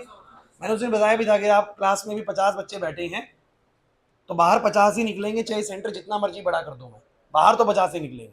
यही तो बात हुई थी कि नहीं हुई थी? तो रेडियस के बढ़ाने से फ्लक्स पे कोई असर नहीं पड़ता, बिकॉज फ्लक्स का वैसे ही फॉर्मूला क्यू अपॉन में क्या है, एप्सिलॉन नॉट। तो अगर चार्ज ही नहीं बढ़ा अंदर का तो फ्लक्स भी क्या रहेगा, सेम ही रहेगा। तो भैया इसमें आता है no change, no change, option number C. 1 mark का क्वेश्चन है, बड़ा इजी क्वेश्चन है, अच्छे क्वेश्चन है। अब ये सुन लीजिए भाई, ये है बढ़िया कैटेगरी क्वेश्चंस की। आइए समझते हैं क्या दिया हुआ इसके अंदर। यार आप लोग फ्लक्स भी नहीं पढ़ के आ रखे हो, बताओ मैं तुम्हें क्या न्यूमेरिकल कराऊं? कह रहे हैं एक स्क्वायर शीट है जिसकी साइड ए है, एक स्क्वायर शीट है बच्चों, मैं ऐसे बना रहा हूं 3D प्लेन में, एक स्क्वायर शीट है जिसकी साइड ए है, तो स्क्वायर तो ए बाई ए की शीट होगी। अब कहता है is lying parallel to X Y plane at Z is equal to A. बहुत ही बढ़िया चीज कह रहा है कि इसको हमने कहां रखा हुआ है, एक्स वाई प्लेन के पैरेलल, एक्स वाई प्लेन के, और Z is equal to A पे रखा हुआ है, जेड इज इक्वल टू ए। कोई सोच सकता है कहां पर रखी हुई है? दिखाऊं? 3 पेन देखो, पेन देना। This is X axis, this is Y axis. Where is the X Y plane? ये प्लेन एक्स वाई प्लेन है। अरे ये पूरा एक्स, ये पूरा वाई, तो ये प्लेन एक्स वाई हो गया। ये बोर्ड, ये दीवार, ये आपके एक्स वाई प्लेन है, और ये बाहर की तरफ कौन सा एक्सिस है, बोलो जेड। प्लेन समझ लीजिए, जिसको प्लेन में दिक्कत लगती है, ये वाला जो प्लेन है, ये वाला जो प्लेन है, कौन सा प्लेन है, एक्स वाई प्लेन। अगर मैं ऐसे करके जेड को लगा देता हूं और मैं इसको हटा देता हूं तो ये कौन सा प्लेन है, ये वाला जिसपे ये वाली दीवार है, ये वाली दीवार वाई जेड प्लेन है, वाई जेड ना। और अगर मैं जेड को, सॉरी वाई को हटा दूं तो ये नीचे वाला जो प्लेन है, ये वाला नीचे वाली जो ये एक्स जेड प्लेन है, कौन सा प्लेन है, एक्स जेड। धर्मेंद्र नहीं आया समझ में? अब सुनो मेरी बात ध्यान से। उसने बोला कि हमारी जो शीट है, हमारी जो शीट है वो एक्स वाई प्लेन के पैरेलल है। कार्तिक एक्स वाई प्लेन कौन सा है, ये वाला, इसके पैरेलल मतलब यहीं कहीं रखी होगी ऐसे करके, और कहां रखी है, Z is equal to A पे। लवेश जेड इज इक्वल टू ए कहां पर होएगा, जेड इज इक्वल टू ए मतलब ऐसे जेड एक्सिस पे कोई पॉइंट है, जैसे कि जेड इज इक्वल टू 5, तो 1 2 3 4 5। तो हमारी जो शीट है ना वो ऐसे रखी गई है, ऐसे रखी गई है। ये एक स्क्वायर शीट होगी, सिचुएशन को समझिए, ये एक स्क्वायर शीट होगी और यहां पर रखी गई। क्या दिक्कत है बताओ यार? दिक्कत है, दिक्कत है कोई? ये रहा एक्स और इधर ये रहा एक्स, ये रहा वाई, तो ये एक्स वाई प्लेन हो गया। इस एक्स वाई प्लेन की शीट बोलो क्या है, पैरेलल है, और कहां रखी गई, z is equal to A पे। तो z इज इक्वल टू ए कहीं यहां पर कहीं होगा और यहां पर उसको प्लेस करा गया। कोई दिक्कत है क्या? बिल्कुल इजी सिचुएशन है, बस मैं आपको ऐसे समझा रहा हूं तो आपको हो सकता है ये अजीब लग रहा है, बहुत कॉम्प्लेक्स है, कुछ भी नहीं है। जिसको एक्स वाई प्लेन पता है, जिसको z इज इक्वल टू ए पता है, वो एकदम जाके रख देगा एक्स वाई प्लेन ये रहा, उसके पैरेलल शीट है और z is equal to A पे रखी गई है। क्लियर हुआ कि नहीं हुआ? अब आगे बढ़ो। कह रहा था electric field in the region is C Z square K cap.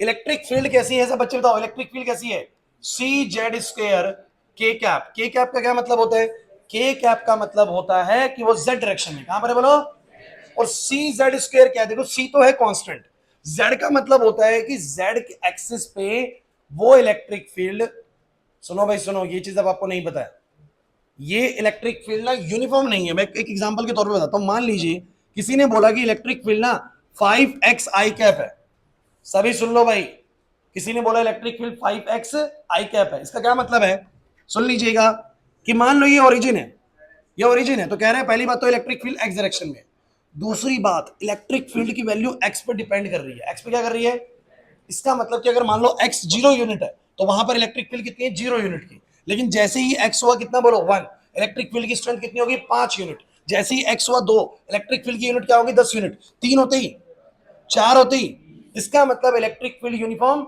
नहीं है। इलेक्ट्रिक फील्ड की स्ट्रेंथ धीरे धीरे आगे बढ़ते हुए क्या हो रही है, बढ़ रही है। समझो मेरी बात को, अगर ये बात समझ नहीं आई तो आपको फ्लक्स का एक सिंगल क्वेश्चन समझ में नहीं आने वाला। इसलिए ढंग से सुन लो कि इलेक्ट्रिक फील्ड अगर उसने बोला 5x आई कैप है, कुछ पैरामीटर समझने की कोशिश करें। आई कैप का मतलब क्या है बोलो, एक्स डायरेक्शन में है। एक्स का मतलब ये है कि इलेक्ट्रिक फील्ड की वैल्यू एक्स के साथ क्या हो रही है, एक्स की वैल्यू के साथ क्या हो रही है, बदल रही है। जब एक्स की वैल्यू 0 तो इलेक्ट्रिक फील्ड 0, 1 यूनिट पे कितनी होगी 5। जब एक्स की वैल्यू 2 हुई तो 10 यूनिट की इलेक्ट्रिक फील्ड होगी, 3 हुई तो 15 यूनिट की, और 4 होने पे 20। मतलब इलेक्ट्रिक फील्ड की स्ट्रेंथ धीरे धीरे धीरे धीरे बोलो क्या हो रही है, बढ़ रही है। धीरे धीरे आगे होते हुए क्या हो रही है, अरे समझ नहीं आ रहा सर क्या बोल रहे, नहीं आया समझ में, पीछे रेहान। तो मुझे बस ये बताओ कि जब उसने बोला कि इलेक्ट्रिक फील्ड सी जेड स्क्वायर, बच्चों सी जेड स्क्वायर के कैप, इसका मतलब इलेक्ट्रिक फील्ड किस दिशा में, सब बच्चे बोलो जेड दिशा में।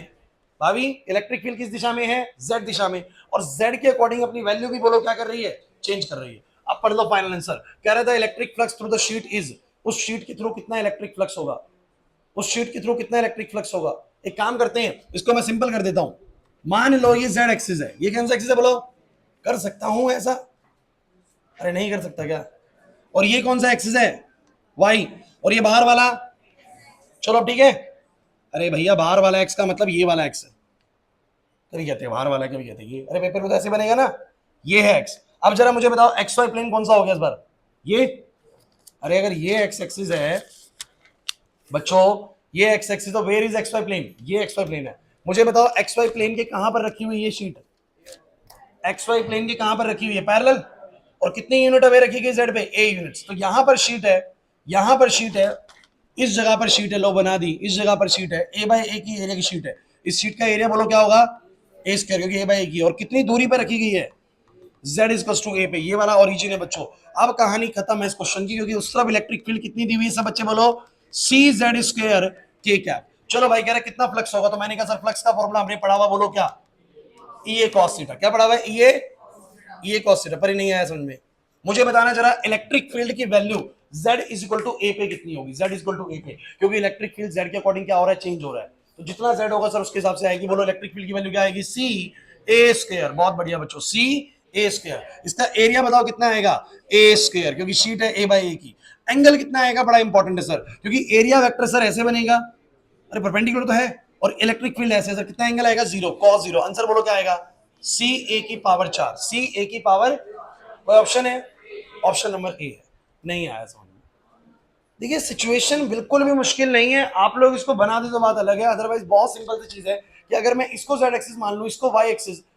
एक बार ये समझ लो, मैं कह रहा हूं कि सबसे डिफिकल्ट क्वेश्चन जो इस चैप्टर के कहीं भी बन रहे हैं ना, वो फ्लक्स वाली कंडीशन के ये वाले होते हैं।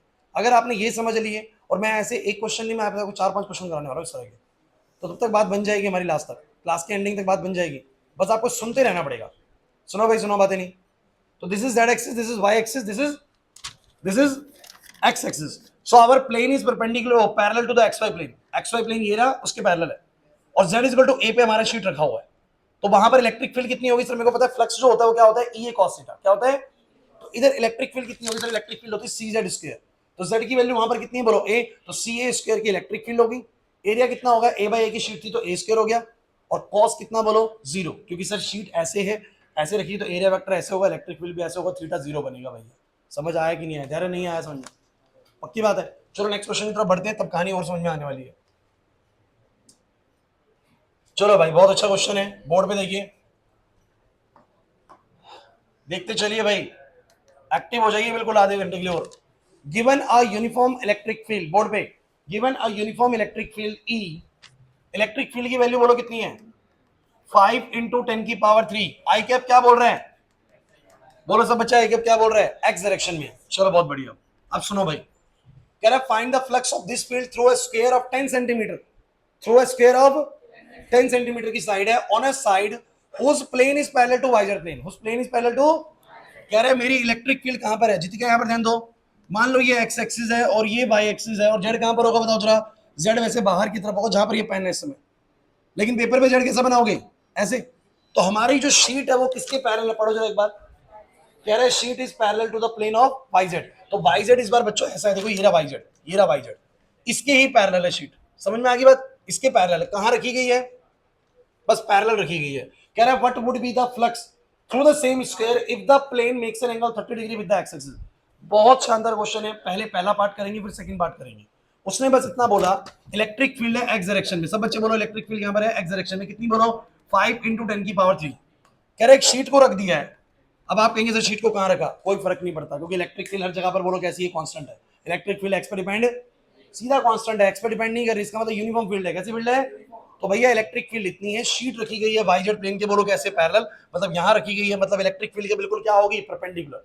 इलेक्ट्रिक फील्ड के बिल्कुल क्या होगी, तो मुझे सब बच्चे बता दो जरा फ्लक्स कितना बनेगा, ई ए, सब बच्चे बोलो ई की वैल्यू, चलो एरिया बोलो कितना, क्योंकि 10 सेंटीमीटर की शीट है, सो 0.1 इंटू, अरे यार मीटर में कर दिया, और थीटा बताना कितना बनेगा, क्योंकि वाई जेड प्लेन के ऐसे रखी गई है तो इलेक्ट्रिक फील्ड ऐसे, थीटा एरिया वेक्टर भी ऐसे, बताओ कितना आएगा, बताओ आंसर कितना आ गया, ये 10⁻⁻² है तो 5 इंटू 10⁻1 यानी 50 का आ गया। अरे यार समझ नहीं आया, लेकिन ये क्वेश्चन मुश्किल यहां पर आके होने वाला है जब इसकी सेकंड लाइन पढ़ोगे। कह रहा है कि बताओ अब कितना फ्लक्स होगा अगर इसी सेम स्क्वायर को, इसी सेम स्क्वायर का प्लेन जो है ना वो 30 डिग्री का एंगल बना रहा है एक्स एक्सिस के साथ, कौन बताएगा फ्लक्स कितना होगा अगर इस शीट का प्लेन, इस शीट का प्लेन 30 डिग्री का एंगल बना रहा है एक्स एक्सिस के साथ, कौन बताएगा, बताओ। 25√3, आपने थीटा 30 डिग्री लिया है, क्या लिया 30 डिग्री लिया। अब सुन रहे हो क्वेश्चन क्या है, सुन लीजिए सब बच्चे, क्योंकि यही वो क्वेश्चन है जो आपको एग्जाम में आने वाला है। अब की हमारी शीट बच्चों ऐसे नहीं है, वाई जेड प्लेन के पैरेलल नहीं है, बिल्कुल नजरे बोर्ड पे। वाई जेड प्लेन कैसा होता है, ये रहा Y Z plane, now the sheet is not parallel to the Y Z plane. पहले कैसी थी बोलो, पैरेलल थी, देखो ये रहा वाई जेड प्लेन और इसके पैरेलल थी, अगर इसके पैरेलल थी इसका मतलब कि जो इलेक्ट्रिक फील्ड जाएंगी उसके साथ एरिया वेक्टर कितना एंगल बनाएगा, 0 डिग्री, तब तो कोई प्रॉब्लम था नहीं। अब उसने बोला कि हमारा जो प्लेन है, प्लेन मतलब शीट को मैं ऐसे बना देता हूं, ये शीट है, ये शीट है, अब ये शीट कितना डिग्री एंगल बना रही है, 30 degree with the X axis, 30 degree with the, question पढ़ लो, what would be the flux through the same square if the plane, plane होता है ये, if the plane makes an angle of 30 degree with the, अब बच्चे सोचते हैं गड़बड़ हो गया कुछ अंश, यहां पर एक्स डायरेक्शन में इलेक्ट्रिक फील्ड है, एक्स डायरेक्शन में इलेक्ट्रिक फील्ड है, ध्यान देना बच्चों, मुझे जो फ्लक्स के लिए एंगल चाहिए होता है वो कौन सा चाहिए होता है, ई ए कॉस थीटा में थीटा क्या होता है बताना जरा, एंगल बिटवीन, सना इधर ध्यान दो, theta is the angle between electric field and, तो इलेक्ट्रिक फील्ड ये रही, बच्चे सोचते 30 डिग्री एंगल लेना है, लेकिन क्या तुम भूल गए कि एरिया वेक्टर तो, एरिया वेक्टर तो प्लेन के क्या होता है, परपेंडिकुलर, और अब इलेक्ट्रिक फील्ड के साथ ये प्लेन, सॉरी एरिया वेक्टर कितना एंगल बनाएगा, 60 डिग्री, बिकॉज ये पूरा जो एरिया वेक्टर होता है वो शीट के परपेंडिकुलर होता है। If the plane makes an angle, important line है, if the plane makes an angle of 30 degree with the X axis, the area vector makes an angle of 60 degree with the X axis. कह रहे पता नहीं क्या बोल रहे sir, नहीं समझे, नहीं समझे, दोबारा सुनो, यही गलती होती है इस क्वेश्चन में, बच्चे 30 डिग्री लेके जनरली कर जाते हैं, लेकिन अब आप सीख लेंगे, अब आप गलती नहीं करेंगे। उसने क्या बोला, प्लेन कितना डिग्री एंगल बना रहा है, 30 डिग्री, बट क्या आप जो यहां पर थीटा लेते हो वो प्लेन और इलेक्ट्रिक फील्ड के बीच का एंगल होता है, किस किस के बीच का एंगल होता है बोलो, एरिया वेक्टर इलेक्ट्रिक फील्ड, तो एरिया वेक्टर किस तरफ होगा, तो प्लेन अगर ऐसा है जो 30 डिग्री एंगल बना रहा है इलेक्ट्रिक फील्ड के साथ, तो एरिया वेक्टर तो इस तरफ होगा, तो एरिया वेक्टर कितना बनाएगा, 60 डिग्री, कितना बनाएगा, क्योंकि सर ये पूरा 90 डिग्री होगा ना, वो 30 है तो ये कितना होगा, तो मैं जब इसकी कैलकुलेशन करूंगा तो बोलूंगा इलेक्ट्रिक फील्ड तो कितनी है, 5 गुना में 10⁻3, एरिया कितना है 0.1 इंटू, बट इस बार एंगल सर कैसा है, 0 नहीं है सर, कितना है बोलो 60 डिग्री है, तो बताओ कितना आएगा, 5 इंटू 10⁻³ इंटू 10⁻² इंटू 1/2, बोलो कितना आएगा, 25 का आएगा फ्लक्स। नहीं आया समझ में, क्यों 30 ना लेके 60 लिया, आपको समझ में आया। अच्छा मजे की बात सुनो, इधर शीट बताना एक्स एक्सिस के साथ कितना एंगल बना रही है, वंश शीट एक्स एक्सिस से कितना एंगल बना रही है, 90 डिग्री, बट मैंने क्या 90 लिया था, मैंने 0 लिया था, क्योंकि अगर शीट 90 बना रही है, प्लेन 90 बना रहा है इलेक्ट्रिक फील्ड के साथ, तो एरिया वेक्टर 0 डिग्री बनाएगा, एरिया वेक्टर क्या बनाएगा 0, अगर प्लेन बना रहा है 30 तो एरिया वेक्टर कितना बनाएगा 60, प्लेन बना रहा है 60 तो एरिया वेक्टर कितना बनाएगा 30, दोनों का सम 90 होता है, दोनों का सम क्या होता है, अगर बोले प्लेन बना रहा है 10 डिग्री एंगल तो एरिया वेक्टर कितना बनाएगा 80 डिग्री एंगल, हालांकि cos 80 आपको नहीं पता है, लेकिन मैं वैसे बता रहा हूं आप लोगों को, नहीं आया समझ में, तो जो प्लेन एंगल बनाता दिखे, हाँ बताओ, cos 120, वो देखो फ्लक्स की वैल्यू पे बस नेगेटिव में आ जाएगी आपकी, लेकिन फ्लक्स मतलब नंबर ऑफ फील्ड लाइंस है यहाँ पर, समझ रहे, तो वो मैग्नीट्यूड वाइज सेम आएगा, ठीक है कोई दिक्कत नहीं है, 25 ही बोल रहे हैं। कर सकते हो, कोई दिक्कत नहीं, -25 भी लिखोगे गलत नहीं करेगा इसको, बोल सकते हैं।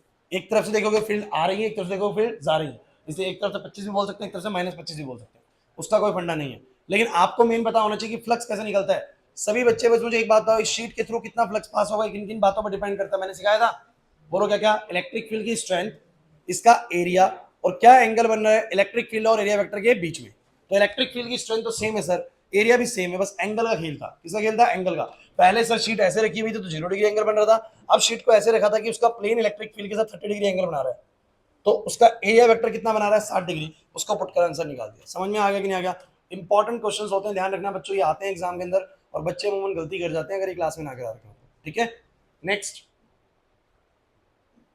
चलिए, बहुत ही दासू क्वेश्चन है भैया ये, चलो कर लेते हैं। पहले मैं सोच रहा हूँ कि इससे इससे इजी वाला कर लो, पहले इससे इजी वाला कर लोगे तो वो थोड़ा इतना मुश्किल नहीं लगेगा। यस, दिस वन, इसी के जैसा है, ये रहा। चलो ये वाला करेंगे पहले, ये बिल्कुल भाई बंधु क्वेश्चन है सारे, आ जाओ आ जाओ। क्लास समझ नहीं आ रहा क्या? बोर्ड पे देखिए, one of the most important question, सुन लीजिए। आपके पास क्या दिया हुआ है? एक एक्स एक्सिस दिया हुआ है, सुनिएगा, एक वाई एक्सिस दिया हुआ है, एक जेड एक्सिस। मैं उम्मीद करता हूं इसको समझने के बाद आप लोग अगला ट्राई करें इसके जैसा। अब सुन लीजिए क्या दिया हुआ है। एक ना ओरिजिन से कितनी दूरी पर एक क्यूब रखा हुआ है, देवदत्त बातें मत कर,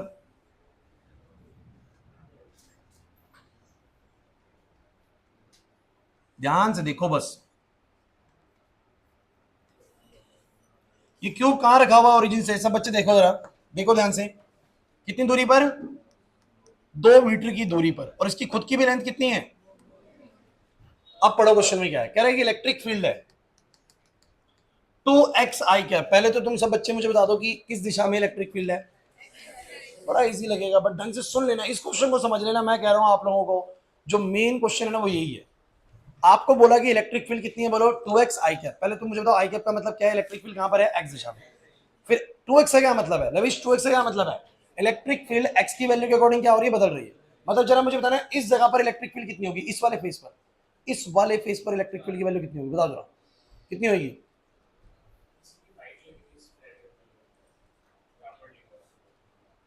कोई बच्चे की है तो एक बार टाइम,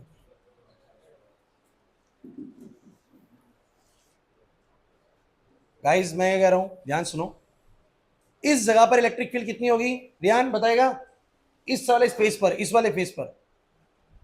अच्छा ये क्यूब कैसे रखा हुआ आपको पता लग रहा है? ये क्यूब कैसे? अरे यार एक डब्बा इमेजिन कर लो ना यूं करके, ऐसे करके, तो ये वाला फेस दिखेगा, ये वाला फेस होगा, एक ऊपर एक नीचे, एक आगे और एक। मुझे बताओ इलेक्ट्रिक फील्ड जा रही है ऐसे करके, इलेक्ट्रिक फील्ड जा रही है ऐसे करके।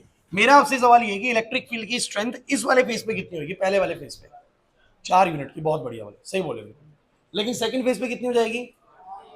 क्योंकि सर इलेक्ट्रिक फील्ड की वैल्यू एक्स के अकॉर्डिंग बदल रही है, और यहाँ पर एक्स कितना है? 2, तो इलेक्ट्रिक फील्ड यहाँ पर 4 न्यूटन की है, और वहां पर कितनी है बोलो? 8, क्योंकि यहाँ तक की दूरी 4 यूनिट होगी है, तो 4 रखेंगे तो इलेक्ट्रिक फील्ड की स्ट्रेंथ कितनी होगी? 8। कोई दिक्कत है क्या? अच्छा मेरा एक सवाल और है, धैर्य तुम बताओगे, इस क्यूब के कौन कौन से सरफेसेस में से एक्चुअली में फ्लक्स कंट्रीब्यूट देगा?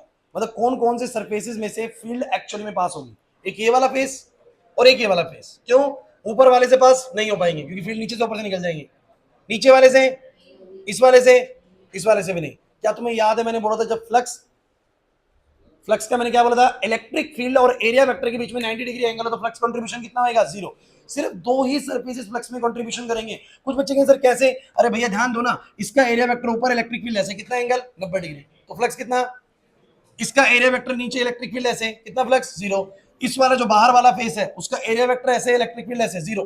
पीछे वाले का भी 0। दिखाने की जरूरत नहीं है, बस खुद ही समझ जाइए कि अगर कोई क्यूब ऐसे रखा हुआ है, सब बच्चे सोचो, कोई क्यूब ऐसे रखा हुआ है और इलेक्ट्रिक फील्ड वहां से आ रही है, तो सिर्फ ये वाला फेस कंट्रीब्यूट करेगा फ्लक्स में, और ये वाला, बस इन दोनों का फ्लक्स टोटल कर दो, आपका आंसर आ गया, कहानी खत्म। और फ्लक्स कैसे निकलेगा? ये cos थीटा से। किससे बोलो?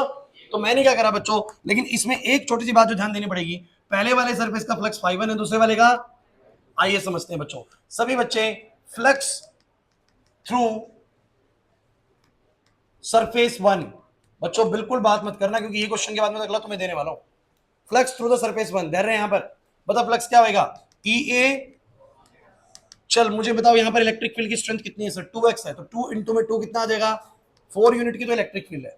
चलो इसका एरिया बताओ कितना है? इसका एरिया, क्योंकि 2 का क्यूब है, 2 यूनिट का क्यूब है, तो सारी साइड 2 2 है, तो ये वाली साइड एक स्क्वायर की तरह तो काम करेगी 2 बाई 2 की। अरे नहीं आ रहा समझ। अरे यार क्यूब की सारी साइड 2 2 हो गई, तो 2 मीटर एरिया 2 मीटर एरिया, तो बोलो कितना आएगा? 2 इंटू 2 कितना आएगा? 4। अब एंगल बड़ा इंपॉर्टेंट है, अब सुन लीजिए, आज आज ये एंगल वाली कंफ्यूजन खत्म कर लो बिल्कुल। कुछ बच्चों ने मुझसे बीच में डाउट पूछे थे, सर ये कैसे करना है? दीपांशु तुम पूछ रहे थे। इलेक्ट्रिक फील्ड तो जा रही है एक्स में, इलेक्ट्रिक फील्ड कहां जा रही है? एरिया वेक्टर कहां बनाएंगे? अब बच्चे कहते हैं सर यहां बनाऊंगा तो 0 डिग्री एंगल आएगा, अगर अंदर की तरफ बनाऊंगा तो कितना आएगा, और अगर मैं बाहर की तरफ बनाऊंगा तो कितना आएगा? 180, क्योंकि इलेक्ट्रिक फील्ड ऐसे, एरिया वेक्टर ऐसे। ध्यान रखना, एक क्लोज सरफेस अगर है तो एरिया वेक्टर हमेशा बाहर की तरफ बनेंगे। कहां की तरफ बनेंगे? तो इसका एरिया वेक्टर बनेगा बाहर की तरफ। मुझे बताओ एंगल कितना आएगा?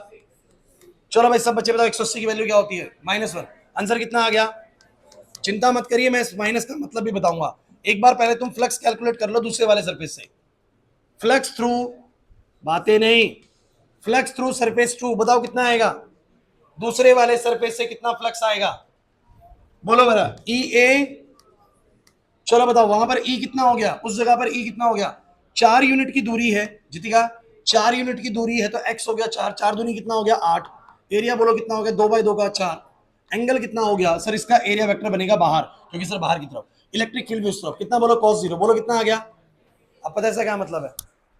32 फील्ड जा रही है बाहर और 16 जो है वो अंदर आ रही है। एक्चुअली दोनों की डायरेक्शन अलग है, इसलिए एक पे प्लस है और एक पे क्या है? जैसे कि समझ लीजिए इस रूम में 32 बच्चे आए और 16 चले गए, तो नेट सेल अंदर कितने रहेंगे? 16। फ्लक्स का कंट्रीब्यूशन 16 का माना जाएगा। समझो, कुछ आ रहे हैं और कुछ जा रहे हैं, इतने आए उतने गए, तो हम यहाँ पर क्या बोलते हैं ना बच्चों, जो नेट फ्लक्स होता है इसका वो क्या बनेगा? 5n प्लस, ऐसे ही करना होता है, तो -16 प्लस 32 कितना आएगा? 16 यूनिट का नेट फ्लक्स आएगा इस क्यूब के थ्रू। क्लियर हुआ कि नहीं हुआ? क्योंकि भैया इतनी फील्ड मान लो आई और इतनी फील्ड बोलो क्या होगी? चली गई, तो आप लोग नेट कितना मानेंगे? बोलो 16। एक पे प्लस का आएगा और एक पे हमेशा क्या आएगा? माइनस का आएगा। अच्छा इसमें ने एक क्वेश्चन पूछा नहीं है, बट मैं आपको हैंड टू हैंड ऐड कर देता हूँ थोड़ा मुश्किल करने के लिए। इसको मान लो कि अगर वो पूछता है, कहता है बताओ जरा कितना चार्ज अंदर है इस स्फीयर के अंदर, कितना चार्ज मान सकते हैं, सॉरी इस क्यूब के अंदर कितना चार्ज मान सकते हैं? चार्ज एनक्लोज्ड इन, सुन लो, चार्ज एनक्लोज्ड इन क्यूब। जरा मुझे बताना इस क्यूब के थ्रू नेट फ्लक्स कितना आ रहा है? 16। ए सब बच्चे ध्यान दो, इस क्यूब के अंदर से नेट फ्लक्स कितना बन रहा है? 16। अगर मैं ये बोल दूं कि नेट फ्लक्स तो होता है क्यू अपॉन में क्या, कि भाई अंदर जो नेट फ्लक्स बना होगा वो क्यू अपॉन में एप्सिलॉन नॉट क्यू बना होगा, तो क्यू कितना आ गया? 16 एप्सिलॉन नॉट। क्या आ गया? बस ये एक एडिशनल क्वेश्चन कभी कभी ऐड कर देता है कि अगर इस क्यूब के थ्रू नेट फ्लक्स इतना, मान लो कि बोले इस क्यूब के, इस रूम के अंदर से नेट फ्लक्स कितना बन रहा है? 16 यूनिट का, तो अंदर चार्ज कितना होगा? तो मैंने कहा sir Q upon epsilon not, तो 16 होगा। क्यू कितना वैल्यू आ जाएगा? 16 एप्सिलॉन नॉट। लेकिन क्या तुम्हें फ्लक्स निकालना आया? नहीं आया। प्रिंस, दो सरफेसेस कंट्रीब्यूशन देंगे, पहला और ये वाला, बाकी नहीं देंगे सर, बाकी का सबका फ्लक्स 0 है सर। और कितना देंगे सर वो निकाल लिया। एक बार अगर ये समझ में आ गया तो इस क्वेश्चन को ट्राई करो जल्दी से, ज्यादा नहीं, इसके बाद बस एक और कराऊंगा, ये वाला ट्राई कर दो, ये वाला ट्राई कर दो, इसके बाद बस एक और कराऊंगा, ये वाला मुझे आंसर बता दो क्या है? बोलो। सेम नहीं है, थोड़ा सा फर्क है।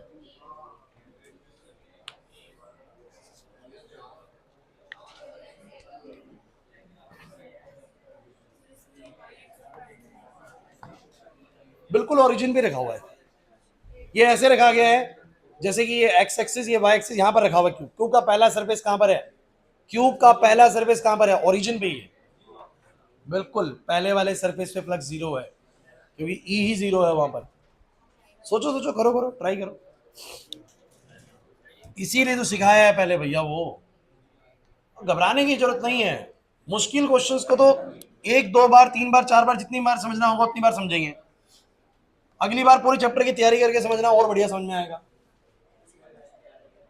अच्छा पहला सरफेस कहां पर है बच्चों? मिस इंटरप्रेट मत करिएगा, एक्स एक्सिस से पीछे नहीं है, ओरिजिन से पीछे नहीं है, वो ओरिजिन पे ही रखा गया है। 2a 2a क्यूब बता रहे हैं भाई बच्चे, एक बार दिखाना सौम्य। देखो भाई सब बच्चे क्लास एक बार बोर्ड पे देखो, ध्यान रहा Sumit, this is X axis, this is Y axis, this is Z axis. Where is the cube first surface, cube का पहला सरफेस यहां पर है और लास्ट वाला ये वाला सरफेस यहां पर है, बाकी छत ऐसे है, बेस ऐसे है, ये वाली चीज ऐसे, ये वाली चीज ऐसे, बन गया ना क्यूब। मुझे बताना जरा, अगर इलेक्ट्रिक फील्ड एक्स में है, सिर्फ कौन कौन से सरफेसेस में से फ्लक्स पास होगा, एक इस वाले में से और एक इसमें से। कैसे हो सकता, नहीं हो सकता ना, नीचे वाले में से नहीं हो सकता, इस वाले में से सिर्फ दो सरफेसेस फ्लक्स में कंट्रीब्यूशन देंगे, एक पहले वाला और एक बाद वाला। क्लियर होता है कि नहीं होता? आइए समझते हैं इस बात को। क्लास यहां पर है सरफेस, यार ऐसे समझ लो, ऐसे समझ लो, क्या दिक्कत है? कोई दिक्कत है इस बात से? मुझे बताना जरा, उसकी तरह बनाना चाहते हो उसकी तरह बना लो, कोई प्रॉब्लम नहीं है, वैसा बनाने लो वैसा बना लेते हैं। तुम सोचोगे नहीं तो ये शीट रखी हुई है, स्क्वायर शीट,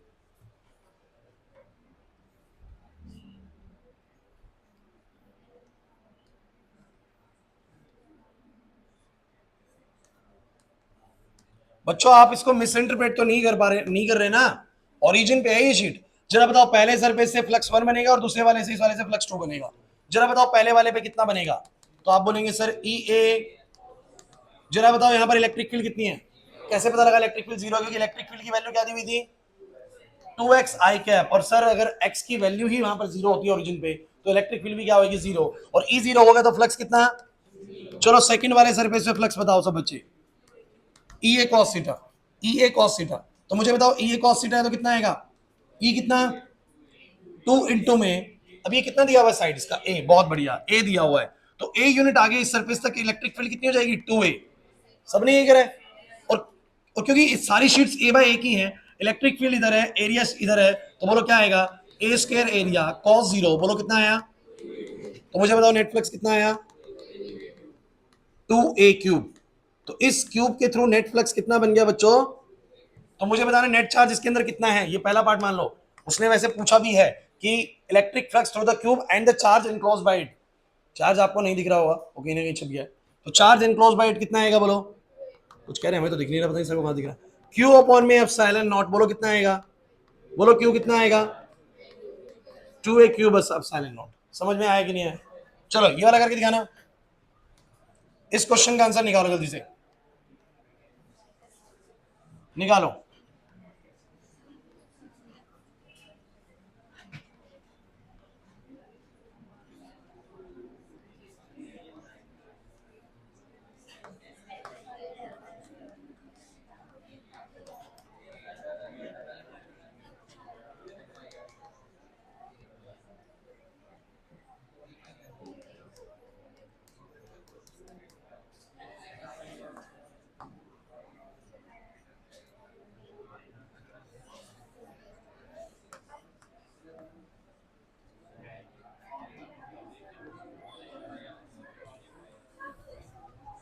चलो कर दो, इतना ही है, जल्दी करो।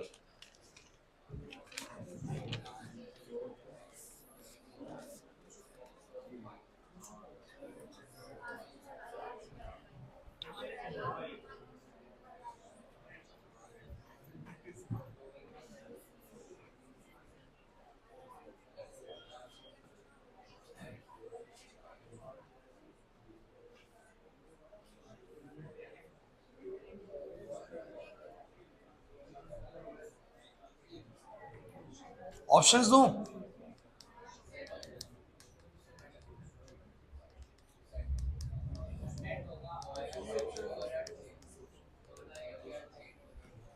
ऑप्शंस है 100 पाई, 200 पाई, 300 पाई, 400 पाई। 200 पाई, तुम तो बढ़िया करने लगे। 200 ये क्या पता, समझ में आ गया अब कैसे करना है? कितने मर्जी क्वेश्चन है इस तरह के, सब में ऐसे फ्लक्स कैलकुलेट करना होता है। तान्या नहीं आया समझ में? सिलेंडर ऐसे रखा हुआ है कि उसके दो सरफेसेस फ्लक्स में कंट्रीब्यूशन दे रहे होंगे। अरे सिलेंडर ऐसे रख दिया, बताना कौन कौन से सरफेस में से फील्ड पास होगी, एक इसमें से और एक इसमें से, इस कर्व में से, क्योंकि कर्व का कहीं भी देख लो एरिया वेक्टर ऐसे बनेगा, फील्ड ऐसे बनेगी 90 डिग्री। कहोगे सर बाहर से ऐसे आएगा कर्व, अरे तब एरिया वेक्टर क्यों बनेगा, क्यों बनेगा तब भी 90 डिग्री। कर्व सरफेस में से पास नहीं होगी, जो उसकी बाउंड्री है उसमें से पास, बोतल है ये, अरे ऐसे रखा गया सिलेंडर, फील्ड आ रही है ऐसे, बताओ एक स्पेस में से पास होंगी फील्ड और एक इसमें से, इसमें से क्यों बच्चे सर क्यों नहीं होगी सर? अरे देखो यहाँ पर अगर एरिया वेक्टर देखूंगा तो कहाँ की तरफ आएगा, ऊपर की तरफ। इलेक्ट्रिक फील्ड ऐसे 90 डिग्री एंगल, ई ए कॉस 90 0। चलो बच्चे कहेंगे यहाँ से देखना सर एक बार, यहाँ का एरिया वेक्टर बाहर की तरफ, इलेक्ट्रिक फील्ड ऐसे, फिर 90 डिग्री। कहीं पर भी देख लो एरिया वेक्टर और इलेक्ट्रिक फील्ड स्क्वायर सरफेस से कितना एंगल बनाएगा, 90 डिग्री। फ्लक्स में कोई कंट्रीब्यूशन नहीं, और खुद भी सोच सकते हो फील्ड ऊपर से निकल जाएंगे, नीचे से निकल जाएंगे, इसमें से फ्लक्स पास इसमें से होगा, इसमें से होगा, कितना होगा अब तो समझ में आ जाना चाहिए बच्चों। D option. अच्छा बी। चलो भाई पहले वाला सरफेस बताओ सब बच्चे, पहले वाला सरफेस इलेक्ट्रिक फील्ड सब बच्चे मुझे बताओ 50 एक्स आई कैप का क्या मतलब है। इधर पर ही इलेक्ट्रिक फील्ड 50 एक्स आई कैप का क्या मतलब है, इलेक्ट्रिक फील्ड एक्स डायरेक्शन में है और एक्स के अकॉर्डिंग क्या हो रही है, चेंज हो रही है। तो मैंने बोला सर मेरी इलेक्ट्रिक फील्ड ऐसे है सर, ऐसे है सर, बातें नहीं, इलेक्ट्रिक फील्ड ऐसे जो साथ की साथ अब तो भैया हमें सब समझ में आ चुका है। मुझे तुम बताना है इसका एरिया वेक्टर कहां बनेगा, जितिका एरिया वेक्टर इसका कहां बनेगा, बाहर, इसके बाहर की तरफ उसका एरिया वेक्टर। तो भैया मुझे बस इतना सा करना है, इधर तो 0 डिग्री एंगल है फ्लक्स का, ई और ए का, इधर कितना बोलो 180 डिग्री। यहां का फ्लक्स φ1 निकालूंगा, वहां का, तो चलो सब बच्चे बताओ φ1 कितना, ई ए। चलो सब बच्चे बोलो ई कितना, सर ओरिजिन से 2 यूनिट दूर है, तो बताओ कितना आएगा, 50 इंटू 2। और एरिया कितना आएगा इसका, पाई आर स्क्वायर। अरे भैया सिलेंडर का कोई भी ये जो सरफेस होगा वो क्या होगा, सर्कल होगा, उसका एरिया क्या होगा, पाई आर स्क्वायर। तो पाई आर स्क्वायर मतलब क्या, 1 का स्क्वायर, सुना नहीं है पसंद में, इंटू क्या आएगा कॉस 180। तो मुझे बताना क्या आएगा, 100 पाई कॉस 180 -1 होता है, तो माइनस का 100 पाई। ये मान लो इतनी फील्ड बेकार जा रही है, बाहर जा रही है, अंदर आ रही है, जैसे भी है। और दूसरे वाले का फ्लक्स बोलो, बोलो पहली बात, इधर इलेक्ट्रिक फील्ड की स्ट्रेंथ कितनी हो चुकी है बताओ जरा, इधर कितनी हो चुकी है, 4 और 2 बोलो 6 हो गया, तो बोलो कितनी होगी, एरिया वही पाई इंटू 1 का स्क्वायर कॉस 0 300 पाई प्लस में नेट फ्लक्स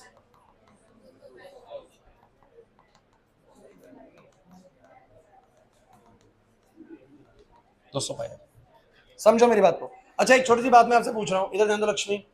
अगर मान लो इस केस में, रुक जाओ करेंगे छुट्टी, इस केस में अगर इलेक्ट्रिक फील्ड कांस्टेंट हो, एक्स पे डिपेंड ना कर रही हो, सिर्फ 50 हो, कितना हो, फिर बताने का आंसर आएगा, सिर्फ 50 हो, 0 हो जाएगा। क्योंकि अगर सिर्फ 50 हो तो यहाँ भी 50 होगी और यहाँ भी क्या होगी, यूनिफॉर्म फील्ड होगी। यहाँ 50 रखूंगा 2 नहीं आएगा बच्चों, ध्यान रखना। और ये तो वैसे ही आएगा, एरिया वैसे ही आएगा, cos 180 वैसे ही आएगा, तब ये आंसर कितना आता, 50 पाई, माइनस का 50 पाई, माइनस का। और यहाँ पर भी बच्चों वो डिस्टेंस पे डिपेंड करता ही नहीं ना, इलेक्ट्रिक फील्ड कांस्टेंट है, तो वो 50 इंटू 6 नहीं कितना आता, 50 ही आता। तो आंसर कितना आता बोलो, 50 पाई प्लस का आता। तो 50 पाई प्लस का 50 पाई माइनस का कितना होता है। इससे क्या मतलब है, जितनी फील्ड आ रही है उतनी फील्ड, तो नेट फ्लक्स कितना हो जाएगा बोलो, 0 हो जाएगा। नेट फ्लक्स क्या हो जाएगा, समझे नहीं, अभी क्यों नहीं हो पा रहा, क्योंकि सर जितनी आ रही है उससे ज्यादा जा रही है, एक तरीके से बोल सकते हैं सर, इसलिए नेट फ्लक्स 0 नहीं माना जाएगा। समझ ही नहीं आ रहा सर, पक्की बात है। एक क्वेश्चन जो आपको घर से ट्राई करना है, मैं हिंट दे देता हूं, बस सुन लो। कुछ क्वेश्चन रह गए हैं वैसे बच्चों के, कॉर्नर वाले जो तुम मुझे उस दिन बोल रहे थे क्यूब के कहां पर रखे, तो अब तुम थक जाओगे मेरे को पता है। अच्छा इसका आंसर वर्बली बता दो, बस वर्बली। इस शीट के अंदर कुछ चार्जेस रखे हुए हैं 2q और -q, और बाहर है 3q। नहीं सुनना, कोई बोलेगी बताओ इस स्फीयर के थ्रू कितना फ्लक्स पास होगा, तो गॉस ने क्या बोला है, जितना चार्ज अंदर है डिवाइड बाय बोलो क्या, एप्सिलॉन नॉट, डिवाइड बाय बोलो क्या, एप्सिलॉन नॉट। अंदर वाला चार्ज होता है, इनसाइड वाला। तो मुझे बताओ अंदर नेट चार्ज कितना है, 2q, यार 2q -q कितना आएगा, q। तो अंदर नेट चार्ज कितना है, q। तो बोलेंगे नेट फ्लक्स कितना बनेगा, q upon epsilon not, q upon, चलो इसका बोलना, electric flux through this cube, बोलो जल्दी से। अरे Q2 और ये -Q1 है, Q2 और -Q1 है भाई। 19वें का सब बच्चे आंसर बताने, क्या बोला तुम लोगों ने, उसमें पूछा था कि what is the electric flux due to this configuration through the sphere S. तो अंदर चार्ज कितना है, net charge enclosed, net charge enclosed इस केस में कितना था बच्चों, सब बच्चे बताओ, 2q -q, बोलो कितना, q। बाहर वाले चार्ज से कोई लेने देना नहीं, जितना चार्ज अंदर होता है डिवाइड बाय बोलो क्या होता है, एप्सिलॉन नॉट। तो मुझे बताओ नेट फ्लक्स कितना आया। चलो ये वाला सबने सही बोल दिया, मैं आपसे पूछ रहा हूं ये वाला बताना भाई, इसके अंदर नेट चार्ज कितने हैं। सर आप बोलेंगे सर Q2 -0 कैसे बोल सकते हैं, बराबर थोड़े, एक Q2 एक Q1 है, प्लस में Q2 है माइनस में Q1 है, तो नेट चार्ज इतना है। तो मुझे बताओ फ्लक्स कितना आएगा, बहुत अच्छे, Q2 -Q1 अपॉन में एप्सिलॉन नॉट। इसका बताना इसका बताना एक बार, इसका बताओ, बड़ा अच्छा क्वेश्चन है। कह रहा है दो चार्जेस हैं, अरे बहुत सिंपल है, ध्यान से सुन लो बस 2 मिनट। दो चार्जेस हैं जिनके मैग्नीट्यूड कितने कितने हैं, -2q and +q are located at points, बच्चों बातें हो रही है, A0 एंड 4A0। A0 और 4A0 पॉइंट कहां पर है जरा बताओगे? सर ओरिजिन से A यूनिट अगर ये है तो ये वाला पॉइंट A0 है, और 40 कहां पर होगा, 2A 3A और, अरे बच्चों ये A है, ये 2A है, ये 3A है, ये, तो ये वाला पॉइंट होएगा 4A,0। कह रहे दो चार्जेस प्लेस्ड है, बोलो कहां कहां पर, एक A0 पर, एक 4A0 पर। A0 पर बताओ कौन सा है, माइनस का 2q, और इधर कोई दिक्कत तो नहीं लग रही है? अभी तक क्वेश्चन समझ रहे हैं? बस अभी तक तो मैंने कुछ बात ही नहीं करी है, सिंपल बोला है। एक्स एक्सिस पर एक A0 पर एक चार्ज रखा हुआ है धर्मेंद्र, एक A0 पर एक चार्ज रखा हुआ है -2q, और एक 4A0 पर रखा हुआ है बच्चों क्या, +q। अब क्या बोलता है आगे, कह रहा है what is the electric flux due to these charges through a sphere of radius 3a with its centre at the origin, with its centre at the, कह रहा है कि एक स्फीयर बना दीजिए, एक स्फीयर बना दीजिए जिसका सेंटर ओरिजिन है, जिसका सेंटर ओरिजिन है, और 3a यूनिट उसका बोलो क्या है, रेडियस। तो 3a इधर से घूमेगा, 3a ऊपर से, 3a इधर से, कह रहा है इस स्फीयर के थ्रू कितना फ्लक्स बनेगा। बिल्कुल नकली क्वेश्चन हो गया, -2q अपॉन में एप्सिलॉन नॉट, क्योंकि इस स्फीयर के अंदर सिर्फ यही वाला चार्ज आ रहा है, वो वाला चार्ज, उसका मतलब नेट फ्लक्स कितना हो जाएगा। अब बच्चे यूं सोचेंगे क्वेश्चन नहीं करा हो तो भाई पता नहीं कुछ अजीब सा दे दिया सीबीएसई ने, कुछ भी नहीं दिया अजीब सा सीबीएसई ने। सीबीएसई ने बस इतना बोला कि एक चार्ज A0 पे है, एक चार्ज 4A0 पे है, हम एक सर्कल बना दें, एक स्फीयर बना दें जिसका सेंटर ओरिजिन है और 3 यूनिट तक उसका रेडियस है, तो मुझे बताइए उस स्फीयर के थ्रू कितना फ्लक्स पास होगा। तो गॉस ने बोला था कि फ्लक्स कितना पास होता है, जितना चार्ज अंदर एनक्लोज होता है डिवाइड बाय बोलो क्या, एप्सिलॉन। तो अंदर चार्ज सिर्फ कितना है, बोलो -2q अपॉन में क्या, एप्सिलॉन। अब जो बचे हुए क्वेश्चंस हैं वो आप लोग खुद भी ट्राई करिए, जो नहीं हो रहे होंगे उसके डाउट्स मैं लूंगा, लेकिन लगभग 31 में से हम 20 प्लस पे तो आ चुके हैं क्वेश्चंस में, ध्यान रखना 20 प्लस से ज्यादा क्वेश्चंस हम लोग बना चुके हैं। मुश्किल से 6 7 8 क्वेश्चन बचे होंगे आप लोगों के जो हमने क्लास में नहीं डिस्कस करें, वो भी लगभग इनसे कुछ सिमिलर होंगे, आप लोग ट्राई करेंगे बन जाएंगे। लेकिन टेस्ट अभी जो होने वाला है, टेस्ट में मैं लगभग जैसे मैंने करा रखा है मैं उसी तरह के ही क्वेश्चन डालूंगा, लेकिन आज जो मैंने करवाए मैं वो डाल सकता हूँ बच्चों। आज मैंने वो सिलेंडर वाले, फ्लक्स वाले, क्यूब वाले, फ्लक्स वाले, अब मैं इस तरह के क्वेश्चन डाल सकता हूँ, पहले नहीं डालता अगर मैं नहीं कराया होता, इसीलिए आज की क्लास रखी थी। टेस्ट कब बताया, 29 परसों है, ओके।